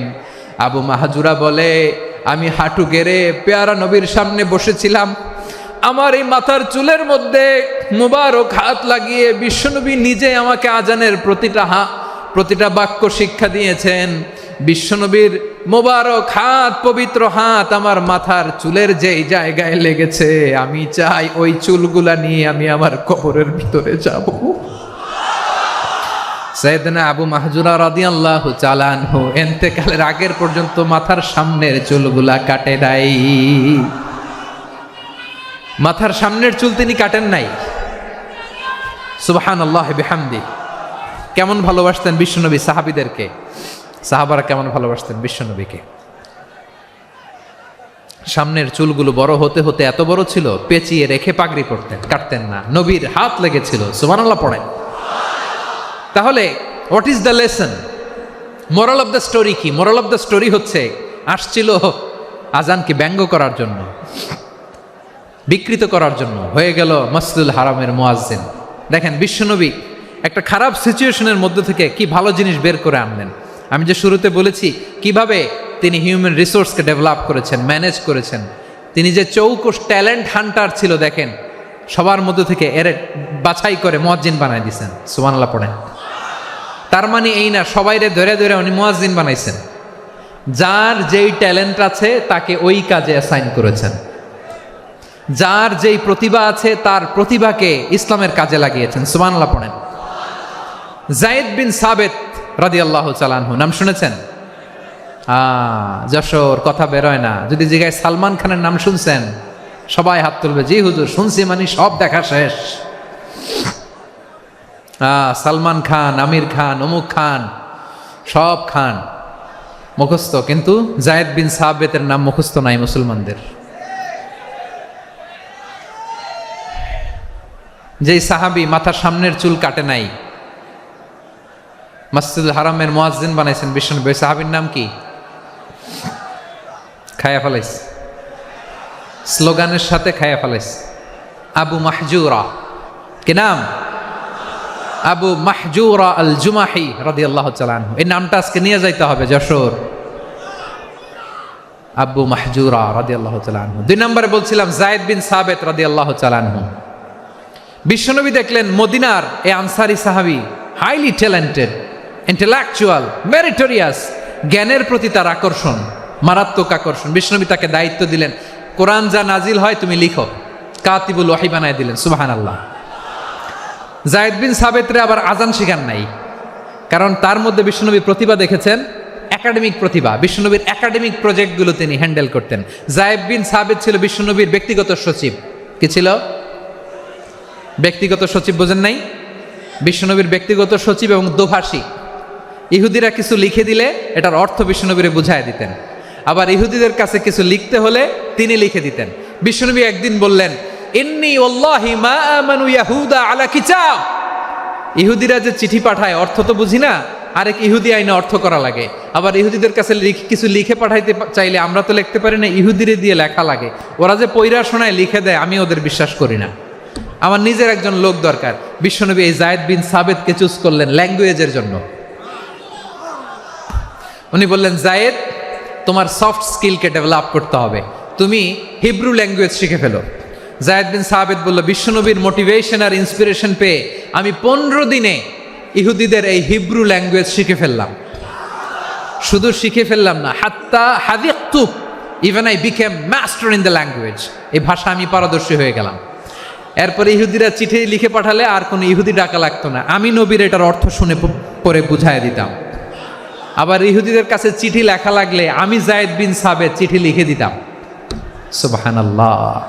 দেখেন, এত সাহাবীর মধ্য থেকে বিশ্বনবীর একাডেমিক প্রজেক্ট, ব্যক্তিগত সচিব, দোভাষী হিসেবে তিনি যায়েদ বিন সাবেতের মতো তরুণকে নির্বাচিত করেছেন। কেমন ট্যালেন্ট হান্টার ছিল আমার নবী! সুবহানাল্লাহ পড়বেন না? বিশ্বনবীর ইন্তেকালের পরে সাইয়েদনা আবু বকর রাদিয়াল্লাহু তাআলা আনহু যখন খলিফা হয়ে আসলেন, কোরআনকে সংকলনের দায়িত্ব দেয়া লাগবে, কোন সাহাবীকে দিবেন? সব সাহাবারা মিলে পরামর্শ করলেন। সাইয়েদনা আবু বকর, ওমর সবাই মিলে এই বিশাল কোরআন সংকলনের গুরু দায়িত্ব বিশ্বনবীর ব্যক্তিগত সচিব, বিশ্বনবীর দোভাষী, বিশ্বনবীর সিলেক্ট করাই লোক যায়েদ ইবনে সাবেত রাদিয়াল্লাহু তাআলা আনহুকে দিয়েছে। কোরআনের কপি তো আজকে এখানে রাখে নাই। এই যে আজকের যে কোরআন পড়েন, এটা আগে এরকম ছিল না। কোরআন নাজিল হলে সাহাবারা চামড়ার, ওটের চামড়ায় লিখে ফেলতো, ওটের চ্যাপ্টা হাড্ডির মধ্যে লিখে ফেলতো, গাছের গুড়ির মধ্যে লিখে ফেলতো, বিভিন্ন জনের কাছে ছড়ানো ছিটানো ছিল। আবু বকর রাদিয়াল্লাহু তাআলা আনহু একসাথে করলেন, পরবর্তীতে উসমান রাদিয়াল্লাহু তাআলা আনহু একসাথে করলেন। 114 সূরার এখন এই মুসহাফ, এই কম্পাইলেশন, এই কপি আমরা পেয়েছি, যার হিউজ কন্ট্রিবিউশন ছিল। এই পুরো কোরআন কম্পাইলেশনের প্রজেক্ট ম্যানেজার ছিল যায়েদ বিন সাবেত রাদিয়াল্লাহু তাআলা। কোরআন কম্পাইলেশনের প্রজেক্ট ম্যানেজার। দেখেন, উনারে মাথায় হাত দিয়ে আজান শিখায় নাই। সুবহানাল্লাহ কইবেন না? তাহলে প্রথম সাহাবী আবু মাহজুরাকে মুয়াজ্জিন বানাইলেন, যায়েদ বিন সাবেতকে ব্যক্তিগত সচিব আর দোভাষী বানালেন, মুসআব ইবনে উমাইর রাদিয়াল্লাহু তাআলা আনহুকে ইসলামের প্রথম অ্যাম্বাসেডর বানালেন। তাহলে তৃতীয় নাম্বার একজন সাহাবীর নাম বলছি, মুসআব ইবনে উমাইর। মুসআব, কি নাম? নামটা কেমন লাগে? এই কয়েকজনের ভাল লাগে, বাকিদের ভাল লাগে না? ভাল লাগে? এই আর কয়েকটা মিনিট দেওয়া যাবে না আমাকে আল্লাহর রাস্তে? হ্যাঁ, ঠিক আছে। আমি তোমাদেরকে ভালোবাসা দেখাবো, দোয়া করব যদি চুপ থাকো, একেবারে চুপ, কষ্ট সহ্য করো, বাকিরা যা সওয়াব পাবে তোমরা ডবল পাবা, যেহেতু কষ্ট বেশি, কিন্তু চুপ। 3 নম্বর সাহাবীর নাম মুসআব।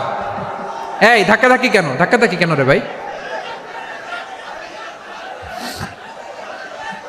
না না না, এরকম হইলে আসবো না যশোর, আমি আর আসবো না। হয় পিছনে চলে যাও, নাহলে চুপ, ধাক্কাধাক্কি নাই। 3 নম্বর সাহাবীর নাম মুসআব। কি নাম? He was the first ambassador in Islam. ইসলামের প্রথম ডিপ্লোমাট, প্রথম কূটনৈতিক, ইসলামের প্রথম কূটনৈতিক, ইসলামের প্রথম ডিপ্লোমাট, প্রথম অ্যাম্বাসেডর মুসআব ইবনে উমাইর। মক্কার তরুণ যুবক, উনি পারফিউম লাগাইলে মানুষ দেখলেই বুঝতো এটা মুসআব লাগাইছে। এমন ড্যাশিং ফেসের ছিল, এমন স্মার্ট ড্যাশিং ফেস, এমন পার্সোনালিটির মানুষ ছিল মুসআব রাদিয়াল্লাহু তাআলা আনহু। কারণ যিনি ইসলামের স্পোকম্যান হবেন, মুখপাত্র হবেন, তার স্মার্ট হওয়ার দরকার আছে না নাই? আকাবার প্রথম শপথ যখন হলো, তাদের সাথে বিষ্ণু ঈসা ইসলাম মদিনাতে একজন মুখপাত্র পাঠালেন, ডিপ্লোমাটকে পাঠালেন, অ্যাম্বাসেডর অফ ইসলাম। তিনি হচ্ছেন মুসআব ইবনে উমাইর। পড়েন সুবহানাল্লাহ। বিশ্বনবী দেখলেন সে অনেক স্মার্ট, তার ডেডিকেশন আছে, সিনসিয়ারিটি আছে, এবং মদিনায় যে আউস খাজরাজ গোত্রের নেতাদের সাথে ডিল করতে হবে, ইহুদিদের সাথে ডিল করতে হবে, ওখানে একজন পাক্কা জানু খেলোয়াড়ের দরকার আছে না নাই? মুসআব ইবনে উমাইর রাদিয়াল্লাহু তাআলা আনহু, ওনাকে বিষ্ণু ঈসা ইসলাম চুজ করলেন। এবং বিষ্ণু ঈসা ইসলামের এই চুজিংটা, এই সিলেকশনটা এত সুন্দর ছিল, তিনি মদিনাতে যে বিশ্বনবী আসার আগেই মদিনার জমিনকে তিনি উর্বর করে ফেলছেন। প্রতিটা ঘরে ঘরে কালিমার দাওয়াত তিনি পৌঁছায় দিচ্ছেন। জুমার বিধান নাজিল হয়েছে, কিন্তু মক্কায় পরিবেশ নাই জুমা পালনের। বিষ্ণু ঈসা ইসলাম একজনকে দিয়ে খবর পাঠালেন, যাও মদিনায় মুসাবকে যে বলো, মুসাব তো আমার শিক্ষক, আমার স্পোকম্যান, মদিনাতে যেন তারা জুমা কায়েম করে। বিশ্বনবীর আগেই মুসআব মদিনার মুসলিমদেরকে নিয়ে মদিনায় প্রথম জুমা কায়েম করে ফেলছে। কোন সুবহানাল্লাহ। ডিপ্লোমাটদের কেমন হইতে হয়, অ্যাম্বাসেডারের কেমন হইতে হয়, মুসআব রাদিয়াল্লাহু তাআলা আনহুর কাছ থেকে শিখে নাও। মুসআব নামটা কেমন লাগে? যশোর যাদের সন্তান হবে, ছেলে সন্তান, আমার রাস্তায় পাইলে সবাই জিজ্ঞেস করে, হুজুর একটা নাম দেন, আমার ছেলে হবে। যশোরবাসীর জন্য আমি একটা নাম দিয়ে দিলাম, নাম রাখতে হবে মুসআব। কি নাম? নামটা যাদের ভাল লাগে, ছেলে সন্তান অনাগত আসবে, মনে চাইলে নাম রেখে দিবেন মুসআব রাদিয়াল্লাহু তাআলা আনহুর নামে মুসআব। তাহলে মুসআব রাদিয়াল্লাহু তাআলা আনহুকে বিশ্বনবী ল্যাঙ্গুয়েজ শিখান নাই, সফট স্কিল শিখান নাই। যায়েদ রাদিয়াল্লাহু তিনি হিব্রু ল্যাঙ্গুয়েজ শিখেছেন, সুরিয়ানি শিখেছেন, কিন্তু মুসআবকে তিনি বানিয়েছেন the spokesman of Islam, the first diplomat, the ambassador of Islam. সুবহানাল্লাহ পড়বেন না? আব্দুল্লাহ ইবনে আব্বাস রাদিয়াল্লাহু তাআলা আনহু বিশ্বনবীর কাজিন, চাচাতো ভাই। আবার মাইমুনা রাদিয়াল্লাহু তাআলা আনহু, মাইমুনা নবীর স্ত্রী, তিনি ছিলেন আব্দুল্লাহর আপন খালা। তো নবীর বউ যদি ওনার খালা হয়, নবী তার কি? বুঝে নাই, নবী তার কি? খালু। তাহলে সম্পর্ক অনেক গভীর, কাজিন আবার খালু। ছোট্ট মানুষ, তাই রাতে মাঝে মাঝে ঘরে থাকতো। বিশ্বনবী দেখলেন আব্দুল্লাহ যেহেতু আমার ঘরে ঢুকতে পারে, আব্দুল্লাহরে এই উম্মতের বড় শিক্ষাবিদ বানাইতে হবে। কথা বোঝে নাই? আব্দুল্লাহকে কি বানাইতে হবে? শিক্ষাবিদ, এডুকেটর অফ দিস উম্মাহ, এই উম্মার শিক্ষাবিদ বানাইতে হবে। তাই আব্দুল্লাহ ইবনে আব্বাসকে বিশ্বনবী হাতে কলমে শিক্ষা দিয়েছেন। আহারে, আর এরপরে যে কি ভাষা আসবে তোমাদের জন্য আমার মুখ থেকে আমি নিজেও জানি না। 1 ঘন্টা যাবত ধাক্কা ধাক্কি মারামারি। তো আসতে বলছে কে তোমাকে? পেছনে চলে যাও, জায়গা না পেলে। পুরো প্রোগ্রামটাই নষ্ট করে দিল।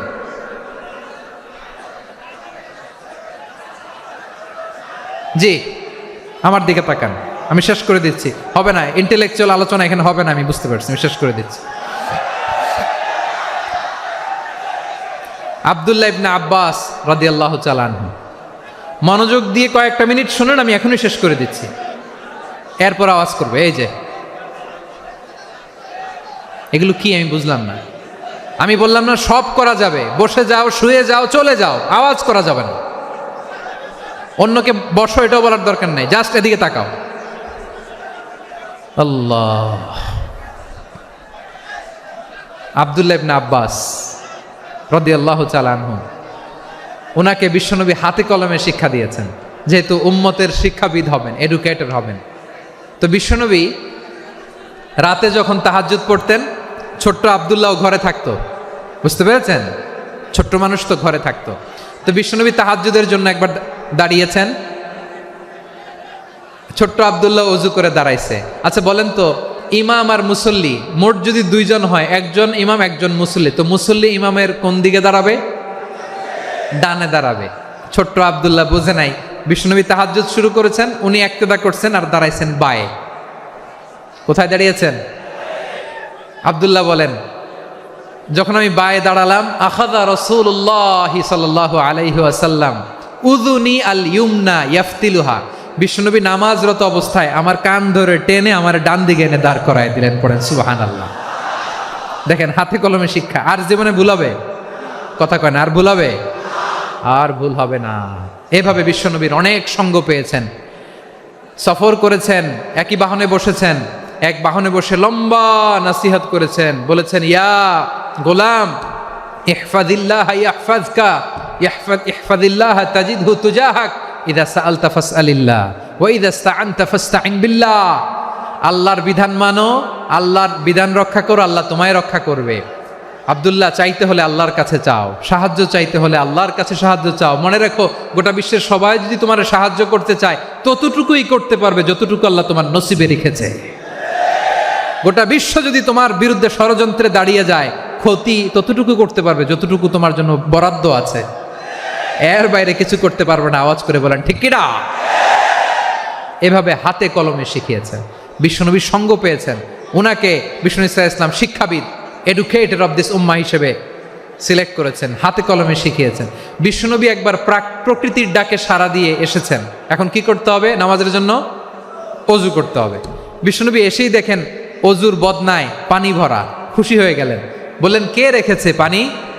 একজন বলল, আব্দুল্লাহ রেখেছে। বিশ্বনবী অত্যন্ত খুশি হলেন, খুশি হয়ে একটা দোয়া করলেন, বললেন, আল্লাহুম্মা ফাক্কিহু ফিদ্দীন ওয়া আল্লিমহু তা'ওয়ীল। আল্লাহ, তুমি আব্দুল্লাহকে দ্বীনের বুঝ দিও আর কোরআনের তাফসির শিক্ষা দিও। বিশ্বনবীর এই দোয়া এমন লাগছে, উনি রাইসুল মুফাসসিরিন, এই পৃথিবীতে যত মুফাসসির ছিল, যত মুফাসসির আসবে, সকল মুফাসসিরের সম্রাট হিসেবে স্বীকৃত হয়েছেন। আব্দুল্লাহ ইবনে আব্বাস, বিশ্বনবী ওনারা আজান শিখান নাই, বিশ্বনবী ওনারা ল্যাঙ্গুয়েজ শিখান নাই, বিশ্বনবী ওনারা অ্যাম্বাসাডর বানান নাই, হাতে কলমে শিক্ষা দিয়েছেন। ছোট্ট মানুষ, বিশ্বনবী ইন্তেকাল করলেন, আবু বকরের সময় গেল, ওমরে ফারুকের খেলাফত, তখনও তিনি তরুণ। ওমরে ফারুক রাদিয়াল্লাহু তাআলা আনহু ওনার ক্যাবিনেট মিনিস্ট্রির বৈঠকে এই আব্দুল্লাহ ইবনে আব্বাসকে পাশ দিয়ে বসায় রাখতেন। বয়স্ক সাহাবারা এটা পছন্দ করতো না। তারা বলতো, ঘটনা কি? আব্দুল্লাহর মতো ছেলে নাতি আমাদের আছে, এরা কেন রাখে ওমরে ফারুক? ওমরে ফারুক এটা টের পেলেন। তিনি বুঝতে পারলেন যে ক্যাবিনেট মেম্বাররা এটা পছন্দ করে না, ছোট্ট আব্দুল্লাহরে কেন রাখি, কেন যে রাখি, এটা একদিন বুঝাবো। একদিন মিটিংয়ে তিনি সবাইকে বললেন, ইদা জাআ নাসরুল্লাহি ওয়াল ফাতহ।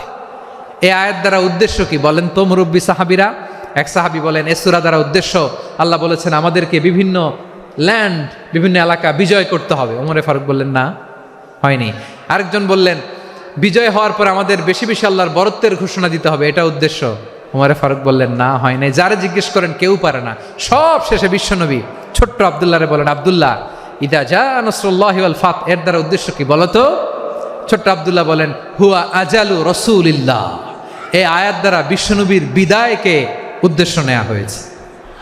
ওমরে ফারুক বললেন, হাযা হুয়া, এটাই তো সঠিক উত্তর, এটাই সঠিক তাফসীর এই আয়াতের। কারণ ইদা জাআ নাসরুল্লাহি ওয়াল ফাতহ, যখন আল্লাহর সাহায্য আর বিজয় আসবে, ওয়া রাআইতান নাসা ইয়াদখুলুনা ফি দীনিল্লাহি আফওয়াজা, আপনি দেখবেন দলে দলে, ঢলে ঢলে, বানের পানির মতো মানুষ ইসলামের দিকে ঢুকতেছে, ইসলামের বিজয় হয়েছে। তো ইসলামের বিজয়ের মিশন নিয়ে নবী আসছে, বিজয়ী যখন হয়ে গেছে, এখন তো নবীর বিদায় হবে।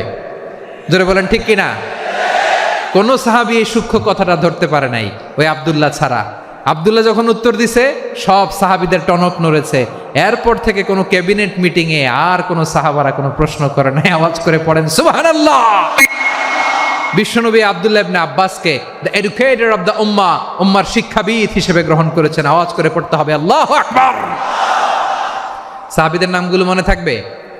1 নম্বরে আবু মাহজুরা, মুয়াজ্জিন বানাইছেন। যায়েদ ইবনে সাবিত, দোভাষী, ট্রান্সলেটর অফ প্রফেট, এবং তিনি ছিলেন বিশ্বনবীর ব্যক্তিগত সচিব। Musab ibn Umair, the first ambassador and diplomat of ইসলাম।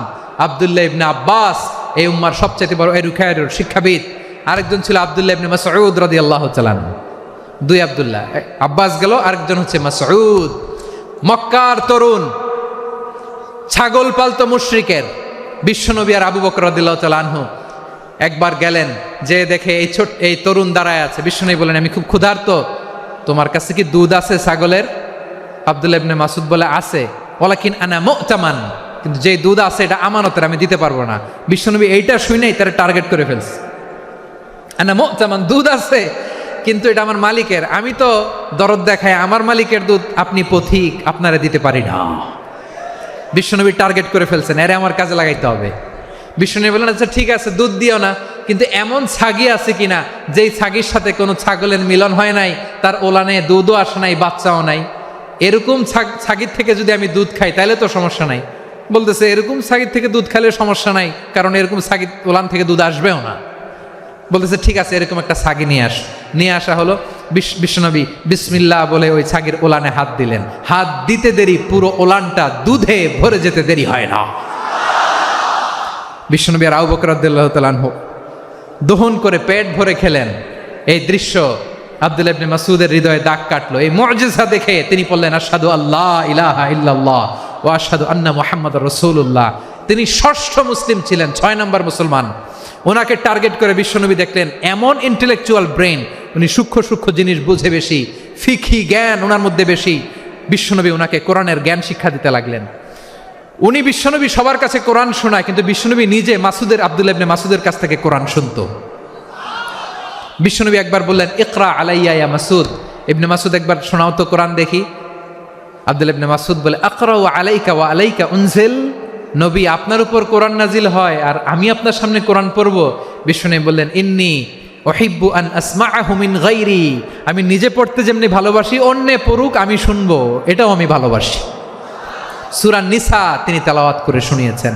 এমন সূক্ষ্ম সূক্ষ্ম বিষয় বিশ্বনবী উনাকে ধরিয়ে দিয়েছেন। উনি হয়ে গিয়েছেন, আব্দুল্লাহ ইবনে আব্বাস হয়েছেন রাইসুল মুফাসসিরিন, উনি হয়ে গিয়েছেন ফাকিহুল উম্মাহ। ওনার চাইতে বড় ফকি এই পৃথিবী আর দেখবে না। চিল্লায় বলেন সুবহানাল্লাহ। উনি বলতেন, ওয়াল্লাহি ওয়াল্লাহি ইল্লাযী লা ইলাহা গায়রু মা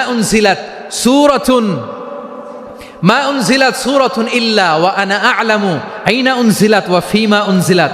বিশ্বনবী এমনভাবে কোরআনের দার্স আমাকে দিয়েছেন, কোরআনে যত সূরা নাজিল হয়েছে, যেখানে নাজিল হোক না কেন আমি জানি এটা কোথায় নাজিল হয়েছে এবং কোন প্রেক্ষাপটে নাজিল হয়েছে। এমন একটা সূরা নাই যে সূরার কোথায় নাজিল হয়েছে আমি মাসুদের জানা নাই, কোন প্রেক্ষাপটে নাজিল হয়েছে আমার জানা নাই। এরকম ঘটবে না। চিল্লায় বলেন আল্লাহু আকবার। এই আব্দুল্লাহ ইবনে মাসউদ রাদিয়াল্লাহু তাআলা আনহু ওমর ফারুকের সময় কুফার চিফ জাস্টিস ছিলেন।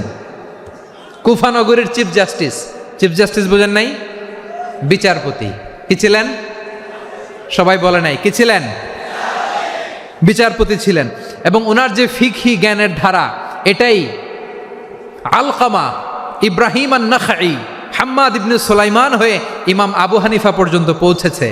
এবং ওনার ফিকহি জ্ঞানের ধারাই হানাফি মাযহাবে অ্যাকসেপ্ট হয়েছে। আজও এগুলো হানাফি মাযহাবে চর্চিত হয়। হানাফি মাযহাবের সব ফিক আব্দুল্লাহ ইবনে মাসউদের ফিকহি জ্ঞানের ধারা থেকে নেওয়া হয়েছে। চিল্লায় পড়েন সুবহানাল্লাহ। তাহলে উনাকে বিশ্বনবী বানিয়েছেন জুরিস্ট, আইনবিদ, ফকিহ। উনারে আজান শিখান নাই। হিউম্যান রিসোর্স ডেভেলপমেন্ট কিভাবে করবেন, মানব সম্পদের উন্নয়ন কিভাবে করতে হয়, কিভাবে যার যেখানে প্রতিভা কাজে লাগাতে হয় উনি দেখিয়েছেন। সুবহানাল্লাহ পড়বেন না? খালিদ বিন ওয়ালিদ নাম শুনছেন? কে কে শোনেন নাই হাত তোলেন। কি ছিলেন? বীর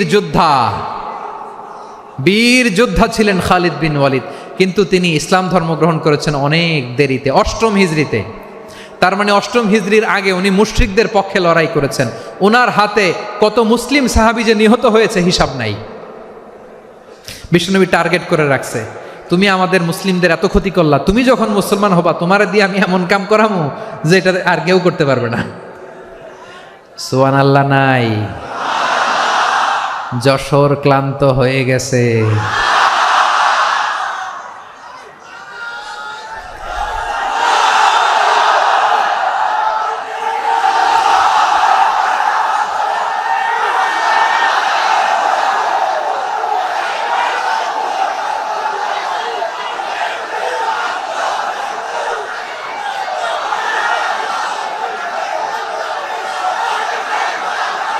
মাশাআল্লাহ, বসুন বসুন বসুন। খালিদ বিন ওয়ালিদ রাদিয়াল্লাহু তাআলা আনহু 8ম হিজরিতে মুসলিম হয়েছেন, মক্কা বিজয়ের আগে। তো মক্কা বিজয়ের আগে যখন মুসলিম হয়েছেন, এর আগে কি করছেন? কাফিরদের সাথে যুদ্ধ করেছেন। উনি উহুদের যুদ্ধে মুসলমানদের যে পরাজয় ভাব, কঠিন পরিস্থিতির মুখোমুখি উনার কারণে পেছন থেকে এমন আতর্কিত আক্রমণ করেছেন, মুসলমানদেরকে কচুকাটা করেছেন। 8ম হিজরিতে আল্লাহ তাআলা হেদায়েতের নূর দিয়ে ওনার হৃদয়টাকে উজালা করে দিলেন। লা ইলাহা, এটা এমন বাণী যার হৃদয়ে একবার টাচ খাবে, এইটা থেকে সে আর পালিয়ে বেড়াতে পারে। ঝিনুকের ভেতর লুকিয়ে থাকে যেমন মতি, ঝিনুকের ভেতর লুকিয়ে থাকে যেমন মতি, কলমা শাহাদাতে আছে আল্লাহর জ্যোতি, কলমা শাহাদাতে আছে আল্লাহর জ্যোতি। ঠিক কিনা বলেন? মক্কা বিজয়ের আগে মুসলিম হলেন, হওয়ার পরেই বিশ্বনবীর টার্গেট ফুলফিল হলো। ওই যে টার্গেট করে রেখেছেন আর দোয়া করেছেন, খালিদ বিন ওয়ালিদ যদি মুসলিম হয় তাকে আমি মিলিটারি চিফ বানাবো। ওনাকে আজান শিখান নাই, ওনারে কান ধইরা নামাজের এই মাথা থেকে ওই মাথা আনান নাই, ফিকহি কোরআনের সূক্ষ্ম তাফসীর ওনারে শিখান নাই, অ্যাম্বাসেডর বানান নাই। বিষ্ণু ইসলাম উনাকে সামরিক অভিযানে প্রেরণ করেছেন। সামরিক অভিযানে তিনি প্রেরণ করেছেন। উনার জীবদ্দশায় উনার নেতৃত্বে যতগুলো যুদ্ধ হয়েছে, একটা যুদ্ধেও তিনি পরাজয় বরণ করেন নাই। ওমরে ফারুকের সময়কালে তিনি চিফ অফ মুসলিম মিলিটারি, মানে মুসলিম সেনাপতি হয়েছেন। যশোর, আওয়াজ করো, ঠিক কিনা বলো? সেনাপতি, মুসলিম সেনাপতি। তাহলে কিভাবে হিউম্যান রিসোর্স ব্যবহার করতে হয় গোটা বিশ্ব আমার নবীর কাছ থেকে শিখে নাও। খালিদ বিন ওয়ালিদ, ওনাকে বিশ্বনবী একটা উপাধি দিয়েছেন। উপাধিটা হচ্ছে সাইফুল্লাহিল মাসলুল, আল্লাহর নাঙ্গা তরবারি, আল্লাহর খোলা তরবারি, দ্য ওপেন সোর্ড অফ আল্লাহ। খালিদ বিন ওয়ালিদ মুসলিম সেনাপতি। হাসান বিন সাবেত নাম শুনছেন? দেখি উনি কি ছিল বলেন। রাসূলের সভা কবি, কালচারাল হিজিমনিকে ডিফিট করার জন্য। উনি ভালো অস্ত্র চালানো জানতেন না, ওই কাজে উনি যেতেন না। ওনার ছিল কাব্য প্রতিভা। কাব্য প্রতিভা, কাফিররা কবিতা দিয়ে নবীকে গালি দিত। বিশ্বনবী বলতেন, ইয়া হাসান আজিব আন রাসূলিল্লাহ, তুমি নবীর হয়ে কাফেরদের এই কথাগুলোর জবাব দাও। বিশ্বনবীর একটা মিম্বার ছিল। বিশ্বনবীর মিম্বারের পাশাপাশি মসজিদে নববীতে এই হাসান বিন সাবেতের জন্য বিশ্বনবী একটা স্পেশাল মিম্বার বানিয়ে দিয়েছেন। এখান থেকে তুমি জবাব দাও। এবং বিশ্বনবী বলেছেন, আল্লাহুম্মা আইয়িদহু বিরূহিল কুদুস, আল্লাহ হাসান আমার পক্ষে জবাব দেয়, তুমি জিব্রাইল মারফত তাকে সাহায্য পাঠাইয়া দিও। রাসূল সাল্লাল্লাহু আলাইহি ইসলামের সভা কবি, the poet of the prophet, নবীর কবি। উনি কবিতা দিয়ে, এমন উচ্চাঙ্গের ভাষায় কবিতা দিয়ে তিনি জবাব দিতেন, কাফিরদের গা শিহরে যেত, তাদের হৃদয়ে আগুন ধরে যেত। তাহলে এরকম কবিরও দরকার আছে না নাই? এখন যাকে আল্লাহ দিছে কাব্য প্রতিভা, এরা যদি আপনি যুদ্ধের ময়দানে পাঠান হবে? যারে দিছে সুরেলা গলা, এরা যদি অ্যাম্বাসেডর বানান হবে না। হাসান বিন সাবেত ছিলেন বিষ্ণু ইসলামের কবি। হুযায়ফা ইবনুল ইয়ামান বিশ্বনবীর গোয়েন্দা বিভাগের প্রধান। কিসের প্রধান? হুযায়ফা ইবনুল ইয়ামান। ওনার ছিল ডিটেকটিভ মাইন্ড, ডিটেকটিভ মাইন্ড, গোয়েন্দা বিভাগের প্রধান। এবং উনি হচ্ছেন সাহিবু সিররি রাসূলিল্লাহ, রাসূল সাল্লাল্লাহু আলাইহি ওয়াসাল্লামের গোপন তথ্যের ধারক বাহক। নবীর যেই কথা কেউ জানে না, সব হুযায়ফার পেটের ভিতরে ছিল। সুবহানাল্লাহ পড়েন। মদিনার যত ইহুদিদের একটা লিস্ট ছিল, এই লিস্ট শুধু 2 জন জানতো, বিশ্বনবী আর হুযায়ফা। সুবহানাল্লাহ পড়বেন না? তাহলে উনাকে কোন দায়িত্ব দিছে? কোন বিভাগ? যশোর, আওয়াজ করো, কোন বিভাগ? গোয়েন্দা বিভাগের হেড ছিল। খন্দকের যুদ্ধে প্রচন্ড আজকের মতো শৈত্য প্রবাহ, মাটি খনন করতে করতে সাহাবীদের পেটে ক্ষুধা নাই, দাঁড়াইতে পারে না নামাজের জন্য, এত ক্লান্ত, ক্ষুধা, ক্লান্ত, শ্রান্ত। বিশ্বনবী বললেন, কে আছো? এই কঠিন শীত, এই ভয় আর ক্ষুধার মধ্যেও খন্দকের পরীক্ষার টপকে শত্রু শিবিরে যে আমাকে তথ্য দিবা, কে আছো? কারো গায়ে শক্তিই নাই যে দাঁড়াবে, কেউ দাঁড়ায় না। বিশ্বনবী তখন নিজে হুযায়ফাকে ডাক দিলেন, হুযায়ফা, যে আমাকে আজকে শত্রু শিবিরের তথ্য এনে দিবে, সে জান্নাতে আমার মোরাফাকা, আমার সঙ্গী হবে। হুযায়ফা রাদিয়াল্লাহু ইবনুল ইয়ামান জীবনের ঝুঁকি নিয়ে এই ক্ষুধা, শৈত্য প্রবাহ, কোল্ড ওয়েভসকে উপেক্ষা করে পরীক্ষা টপকে শত্রু শিবিরে যে সবার কথাগুলো চুপে চুপে শুনে বিশ্বনবীর দরবারে এসে গোয়েন্দাদের মতো তথ্য সরবরাহ করেছে।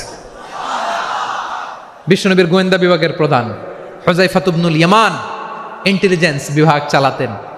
মুনাফিকদের নাম ওনার কাছে ছিল। মুআয ইবনে জাবাল মদিনা রাষ্ট্রের সবচেয়ে সিনিয়র আমলা ছিলেন। আমলাতন্ত্র চিনেন তো? প্রশাসনিক কাজ যারা চালায়, অ্যাডমিনিস্ট্রেশন বুঝেন না? The department of administration. মদিনার রাষ্ট্রের সিনিয়র আমলা মুআয ইবনে জাবাল মুতাখাসসিসুন ফিল হালাল ওয়াল হারাম, হালাল হারামের স্পেশালিস্ট ছিলেন। বিশ্বনবী উনাকে ইয়ামানের গভর্নর করে পাঠাইছেন। বলেছেন, ইন্নাকা তা'তি কওমান আহলা কিতাব, এমন গোষ্ঠীর কাছে যাবা এরা ইহুদি নাসারা, আগে শাহাদা পড়লে এরপরে নামাজের দাওয়াত দিও, নামাজ পড়লে যাকাতের দাওয়াত দিও। গভর্নরের অ্যাটিটিউড যেমন থাকে তেমন অ্যাটিটিউড ধরে রেখো। সুবহানাল্লাহ পড়েন। তাহলে মুআয ইবনে জাবালকে দিয়ে বিশ্বনবী কবিতা লেখায় নাই, চিঠি লেখায় নাই, আজান দেওয়ায় নাই। সুবহানাল্লাহ পড়বেন না? সব শেষ সাহাবী বলি আবু হুরায়রা রাদিয়াল্লাহু তাআলা আনহু। নাম শুনছেন? বিড়ালের বাবা। কি করতেন? খালি হাদিস মুখস্থ করতেন। উনি বলতেন, আলজামু রাসূলুল্লাহ আলা মিল ইবাতনি, আমার শুধু পেটের ক্ষুধার বন্দোবস্ত হইলে আমি নবীর সঙ্গ ছাড়তাম না। আমার আনসার সাহাবারা ক্ষেত খামারের কাজ করতো, আমার মুহাজির সাহাবারা ব্যবসা করতো, আর আমি নবীর সাথে সাথে থাকতাম। শুধু সকাল বিকাল দুই বেলা যদি আমার খাবারের বন্দোবস্ত হয়, আমি আর নবীর লক ছাড়ি না। সুবহানাল্লাহ কইবেন না?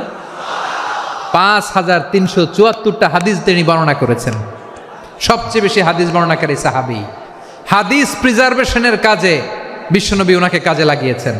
উনি একদিন বলেন, ইয়া রাসূলুল্লাহ আসমাউ মিনকা কাসীরান ফালা আহফাজু, নবী অনেক কথা শুনি আমার মনে থাকে না। বিষ্ণু বললেন, তাই? উবসুত রিদাক, তোমার চাদরটা বিছাও। আবু হুরায়রা বিছালেন, বিশ্বনবী হাত বুলায় দিলেন, এরপরে অনেক হাদিস বর্ণনা করলেন। আবু হুরায়রা বলে, তারপর থেকে বিশ্বনবী যাই বর্ণনা করে আমি শুনি আর একটাও বলি না। এখন সুবহানাল্লাহ। বিশ্বনবী ওনাকে হাদিস প্রিজার্ভেশন, নবীর এই যে লক্ষ্য হাদিস প্রিজার্ভেশনের এই দায়িত্ব দিয়েছেন সাইয়েদনা আবু হুরায়রা রাদিয়াল্লাহু তাআলা আনহুকে। প্রিয় ভাইরা, তাহলে 10 জন সাহাবীর কথা যে বললাম, আপনারা কি খেয়াল করেছেন কত বড় ট্যালেন্ট হান্টার, চৌকস ট্যালেন্ট হান্টার ছিল আমার নবী। এক একজনের এক এক ট্যালেন্ট, এক এক কাজে অ্যাসাইন করেছেন, এক একজনকে এক এক দায়িত্ব দিয়েছেন, এক একজনের প্রতিভাকে এক একভাবে বিকশিত হওয়ার সুযোগ দিয়েছেন। আওয়াজ করে বলেন ঠিক কি না? এখন আমার পর্দার আড়ালে আমার মায়েরা বলবে, এতগুলো পুরুষ সাহাবীর কথা বললো, নারী সাহাবীরা কি কিছু করে নাই? মোনাজাত হবে, দোয়া ছাড়া কেউ যাব না। রুফাইদা আল আসলামিয়া রাদিয়াল্লাহু তাআলা আনহা, ওনার বাবার নাম সাআদ আল আসলামি। বিশ্বনবী কি খেয়াল করলেন দেখেন, সাআদ ছিল মদিনার বড় ডাক্তার। এই নারী সাহাবী রুফাইদা বাবার কাছ থেকে চিকিৎসা বিদ্যা শিখেছেন। যখন শিখছে, বিশ্বনবী দেখলেন আমার তো প্রতি সপ্তাহে সপ্তাহে যুদ্ধে আহত সাহাবীদের সেবা দিবে কে? বিশ্বনবী রুফাইদাকে বললেন, রুফাইদা তুমি মসজিদে নববীর পাশে একটা মেডিকেল ক্যাম্প করো। এই যে সাকিনা আদ্দিন মেডিকেলের আমার ছাত্রী বন্ধুরা, শুনে রাখো, তোমাদের আইকন হচ্ছে এই রুফাইদা আল আসলামিয়া। বিশ্বনবীর ডিরেকশন অনুযায়ী তিনি মসজিদে নববীর পাশে একটা মেডিকেল ক্যাম্প করলেন এবং আহত সাহাবাদের চিকিৎসা উনি ওনার টিম নিয়ে দিতেন। বিশ্বনবীর পরামর্শে উনি আনসারি এবং মুহাজির মহিলা সাহাবীদেরকে নিয়ে একটা স্পেশাল মেডিকেল টিম গঠন করলেন। খায়বার যুদ্ধে 7ম হিজরিতে যখন বিশ্বনবী যায়, উনি ওনার টিম নিয়ে আসলেন, বললেন, ইয়া রাসূলুল্লাহ, আমরা তো তলোয়ার চালাতে পারি না, আমরা তো তীর মারতে পারি না, আপনি যদি অনুমতি দেন খায়বার অভিযানে আমি আমার টিম নিয়ে মেডিকেল টিমের সেবাটা সার্ভিসটা দিতে চাই। পড়েন সুবহানাল্লাহ। বিশ্বনবী অনুমতি দিলেন, যোদ্ধা সাহাবীদের সাথে রুফাইদা আল আসলামিয়া উনিও মেডিকেল টিম নিয়ে অগ্রসর হলেন। খায়বারের প্রতিটা আহত ইনজুর্ড সাহাবী যারা ইনজুরির শিকার হয়েছেন, সবাই রুফাইদা আল আসলামিয়ার এই মেডিকেল ক্যাম্প থেকে চিকিৎসা সহায়তা পেয়েছেন। সুবহানাল্লাহ পড়েন। দেখেন কিভাবে বিশ্বনবী ট্যালেন্ট বাছাই করতেন। আপনি অবাক হবেন, বাহরাইনের মেডিকেল ইউনিভার্সিটিতে রুফাইদা আল আসলামিয়া মেডিকেল প্রাইজ অ্যাওয়ার্ড প্রতি বছর দেয়া হয়। যদি আদ্দিনের এই মেডিকেল আমার বোনেরা যদি জেনে থাকো জানো, না হলে নতুন করে জানো, সার্চ দিও রুফাইদা আল আসলামিয়া মেডিকেল অ্যাওয়ার্ড। বাহরাইনের ইউনিভার্সিটিতে দেওয়া হয়। প্রিয় ভাইয়েরা, তাহলে আলোচনার সামারি আমরা করি। বিশ্বনবী যার যেখানে ট্যালেন্ট তাকে ওইখানে কাজে লাগাতেন। আওয়াজ করে বলেন ঠিক কিনা? এবার একটা ইন্টারভিউ হবে, আওয়াজ করে বলেন আবু মাহজুরাকে বিশ্বনবী কি বানাইছেন? হ্যাঁ, ভুলে গেছেন? সামনের চুলে হাত দিয়ে বিশ্বনবী কি সুন্দর গলায় আজান শিখালেন। মুয়াজ্জিন। যায়েদ বিন সাবেতকে একাডেমিক প্রজেক্টের দায়িত্ব দিয়েছেন, তিনি ছিলেন বিশ্বনবীর দোভাষী ব্যক্তিগত সচিব। Musab ibn Umair the first ambassador of Islam. Abdullah ibn Abbas উম্মার বড় শিক্ষাবিদ মুফাসসির। আব্দুল্লাহ ইবনে মাসউদ, আব্দুল্লাহ ইবনে মাসউদ ছিলেন জুরিস্ট। কি ছিলেন? জুরিস্ট ছিলেন, এই উম্মার সবচেয়ে বড় জুরিস্ট। খালিদ বিন ওয়ালিদ সেনাপ্রধান। হাসান বিন সাবেত, হাসান বিন সাবেত ছিলেন বিশ্বনবীর সভাকবি। কি ছিলেন? বিশ্বনবীর সভাকবি ছিলেন। এরপরে হুযায়ফা ইবনুল ইয়ামান কি ছিলেন? গোয়েন্দা বিভাগের প্রধান। মুআয ইবনে জাবাল কি ছিলেন? সিনিয়র আমলা, ইয়ামানের গভর্নর। আবু হুরায়রা রাদিয়াল্লাহু তাআলা আনহু হাদিস প্রিজার্ভেশনের কাজ করেছেন। আর আমাদের রুফাইদা আল আসলামিয়া রাদিয়াল্লাহু তাআলা আনহা কি ছিলেন? নার্স ছিলেন, নার্স হয়ে মেডিকেল সেবা দিয়েছেন। প্রিয় ভাইয়েরা, পুরো আলোচনার যদি সামারি করি তাহলে বিশ্বনবী যেভাবে হিউম্যান রিসোর্সকে ম্যানেজ করেছেন, যার যেখানে প্রতিভা কাজে লাগিয়েছেন, আমরাও যদি করি আমাদের বাংলাদেশের চিত্র আমরা পাল্টে যেতে পারবো। আমরা শুরুতে শুনেছি মানুষের আছে অসীম সম্ভাবনা, প্রতিটা মানুষ অনন্য, যত্ন নিলে, যথাযথ পরিচর্যা করলে মানুষ বিশ্ব জয় করতে পারে। ঠিক কিনা? আমাদের হাফেজে কোরআনের সামনে দাঁড়াতে পারে এমন কোনো হাফেজে কোরআন আল্লাহর জমিনে জন্ম হয় নাই। গোটা বিশ্ব কাঁপিয়ে তারা সেরা, আমাদের ক্রিকেটাররা সেরা, আমাদের তৈরি পোশাক শিল্প সেরা। এরকম অনেক অনেক সেরা জিনিস আছে, আমরা এগুলোরে নার্চারিং করতে পারি নাই, পরিচর্যা করতে পারি নাই, সঠিক তারবিয়াতের অভাব। তাহলে মানুষের অসীম সম্ভাবনাকে কাজে লাগাতে হবে। ঠিক কিনা বলেন? ইউনুস গভর্নমেন্টকে আমি বলবো, অল্প সময়ের জন্য আপনারা এসেছেন, সংস্কারও করতে হবে, আবার নির্বাচনও করতে হবে। সব সংস্কার হয়তো করতে পারবেন না, যতটুকু পারবেন এর মধ্যে আমাদের যে হিউজ ম্যান পাওয়ার, আমাদের যে মানব সম্পদ, হিউম্যান রিসোর্স, এটাকে ডেভেলপ করে আপনাদের যেতে হবে। যেটা পারবেন না সেটাকে পরবর্তী নির্বাচিত গভর্নমেন্টের কাছে রেখে যেতে হবে, যে তারা যেন করে, তাদের কাছে আপনারা এটা রেখে যাবেন। তাহলে মানুষ চাইলে বিশ্ব জয় করতে পারে।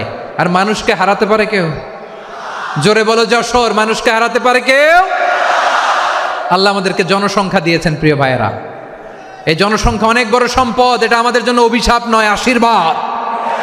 আমাদের জনসংখ্যাকে যদি আমরা জনশক্তিতে রূপান্তর করতে পারি, আজকে বাংলাদেশ যে অবস্থানে দাঁড়িয়ে আছে, বাংলাদেশ তার 20 গুণ উন্নতির শিখরে চলে যাবে। চিল্লায় বলো ঠিক কিনা?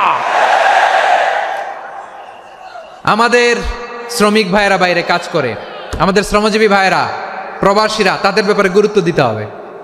আমাদের শ্রমের দাম সবচেয়ে কম, সবচেয়ে কম। তারা এম্বাসিতে গুরুত্ব পায় না, এয়ারপোর্টে গুরুত্ব পায় না। এই সরকার অবশ্য তাদেরকে অনেক গুরুত্ব দিচ্ছে। আমাদের অদক্ষ শ্রমিককে যখন আমরা দুবাই পাঠাই, অল্প বেতন পায়, কিন্তু ইন্ডিয়ানরা দক্ষ শ্রমিক পাঠাইলে তার 3 গুণ বেতন পায়। আমরা আমাদের শ্রমিকদেরকে অদক্ষভাবে আর পাঠাতে চাই না, দক্ষ শ্রমিক পাঠিয়ে আমরা রেমিটেন্সের বন্যা বইয়ে দেব। আমাদের শ্রমিকদের পাঠানো রেমিটেন্সের টাকায় সচল থাকে আমার দেশের অর্থনীতির চাকা। তাদেরকে সবচেয়ে গুরুত্ব দিতে হবে। আমরা পেয়েছি ফ্রিডম ফাইটার, মুক্তিযোদ্ধা, আর আমার প্রবাসী ভাইরা হচ্ছে রেমিটেন্স ফাইটার। জোরে বলো ঠিক কিনা? তাহলে আমাদের এই জনশক্তিকে জনসম্পদে ট্রান্সফর্ম করতে হবে। ঠিক কিনা বলেন? সরকার জনগণকে এভাবে পলিশ করতে হবে। মা বাবারা ছেলে মেয়েদের মধ্যে কার কোন যোগ্যতা, তাকে ওইভাবে কাজে লাগাতে হবে। সবার A+ পাওয়ার কোনো দরকার নাই। আমাদের দেশে একটা টেন্ডেন্সি আছে, পরীক্ষায় A+ না পাইলে কই তুই কি করলি, পাশের বাড়ির ছেলে A+ পাইছে, যা ওর পা ধোয়া পানি খা। কি খা? তা আমি ভাবছি যে পা ধোয়া, A+ পাওয়া ছেলেদের পা ধোয়া পানির একটা পানির ব্র্যান্ড বানাইতে হবে। এরকম লেখা থাকবে, A+ পাওয়া ছেলেদের পা ধোয়া পানি। খাওয়া নাই, এগুলার খাওয়া নাই। ওরে আল্লাহ এ প্লাস পাওয়ার জন্য বানাইছে, আর আপনার ছেলেকে এই এ প্লাস গুলারে নিয়ন্ত্রণ করার জন্য আল্লাহ বানাইছে। ওকে দিয়ে আল্লাহ কি করবে আপনি জানেনই না। একটা এ প্লাস, একটা এ গ্রেড একটা মানুষের জীবনকে ঠিক করে দিতে পারে না। আপনার ছেলেকে আল্লাহ অন্যদিকে যোগ্যতা দিয়েছে। ওদের মনোবল ভাঙবেন না, খবরদার খবরদার। ছেলে মেয়েদের মনোবল ভাঙবেন না। যাকে দিয়ে যেটা হবে তাকে দিয়ে সেটা করতে হবে, তার প্রতিভাকে সেভাবে কাজে লাগাতে হবে। তাহলে বাংলাদেশ আমাদের এই জনসংখ্যা জনসম্পদে রূপান্তরিত হবে। আমাদের সরকারের তত্ত্বাবধানে আমাদের 18 কোটি জনগণ দক্ষ জনশক্তিতে রূপান্তরিত হোক। আমরা চাই কি চাই না?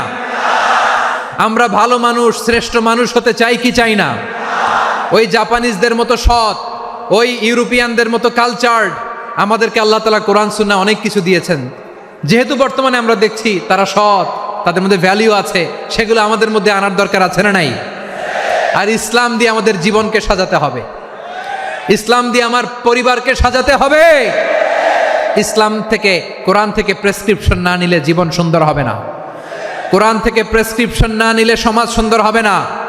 কোরআনের প্রেসক্রিপশন না মানলে রাষ্ট্র সুন্দর হবে না। কোরআনের প্রেসক্রিপশন অ্যাপ্লাই না করলে শুধু দুর্নীতি দমন কমিশন দিয়ে দুর্নীতি বন্ধ করা যাবে না। এজন্য কোরআনের আইন আমরা চাই কি চাই না? প্রিয় ভাইয়েরা, হিউম্যান রিসোর্স ডেভেলপমেন্ট, মানব সম্পদের উন্নয়ন, আমাদের সরকার যেন এদিকে নজর দেয়। আমরা যেন এই ব্যাপারে যত্নবান হয়ে উঠি। যাকে আল্লাহ যে যোগ্যতা দিয়েছে, এই যোগ্যতা দিয়ে আমরা যেন ইসলামের জন্য, দেশের জন্য কাজ করি। আমরা যেন আমাদের স্কিল ডেভেলপ করি, আমাদের পটেনশিয়ালকে ডেভেলপ করি। মোরালিটি, ভ্যালিউজ নিয়ে শায়েখ আহমদুল্লাহ আলোচনা করেছেন। এগুলো দিয়ে যেন আমরা আমাদেরকে সাজাই। আল্লাহ তাআলা আমাদের দেশকে তুমি নিরাপদ করো, আমরা পড়ি আমিন। আল্লাহ আমার 18 কোটি জনগণকে তুমি জনশক্তিতে রূপান্তরিত করো, আমিন। আল্লাহ আমরা হাতে হাত রেখে, কাঁধে কাঁধ মিলিয়ে, ভাইয়ে ভাইয়ে যেন এই দেশকে গড়তে পারি, আল্লাহ তুমি তৌফিক দান করো, আমরা পড়ি আমিন। আমার প্রিয় মহিউদ্দিন ভাই বলেছেন, হুজুর এমন একটা ঘোষণাপত্র দিয়ে যাবেন আজকের এই ঐতিহাসিক যশোরের প্রোগ্রামে, যেটা গোটা বাংলাদেশে মানুষ এটার উপর আমল করে। আমি যে কথাটা বলেছি এটাই, আসুন আমরা আমাদের জনসংখ্যাকে জনসম্পদে ট্রান্সফর্ম করি। আমাদের জনসংখ্যাকে আমরা যেন জনশক্তিতে রূপান্তরিত করি। জনসংখ্যাকে ট্রান্সফর্ম করে জনশক্তি দিয়ে আমরা যেন আগামীর বাংলাদেশ, স্বাধীন বাংলাদেশ 2.0-কে গড়ে তুলি। আল্লাহ তাআলা আমাদের সবাইকে কথাগুলো বোঝার, আমল করার তৌফিক দান করুন। এই জেনজি, ক্ষমা করে দিও আমাকে, অনেক ধমক দিছি, বকা দিছি।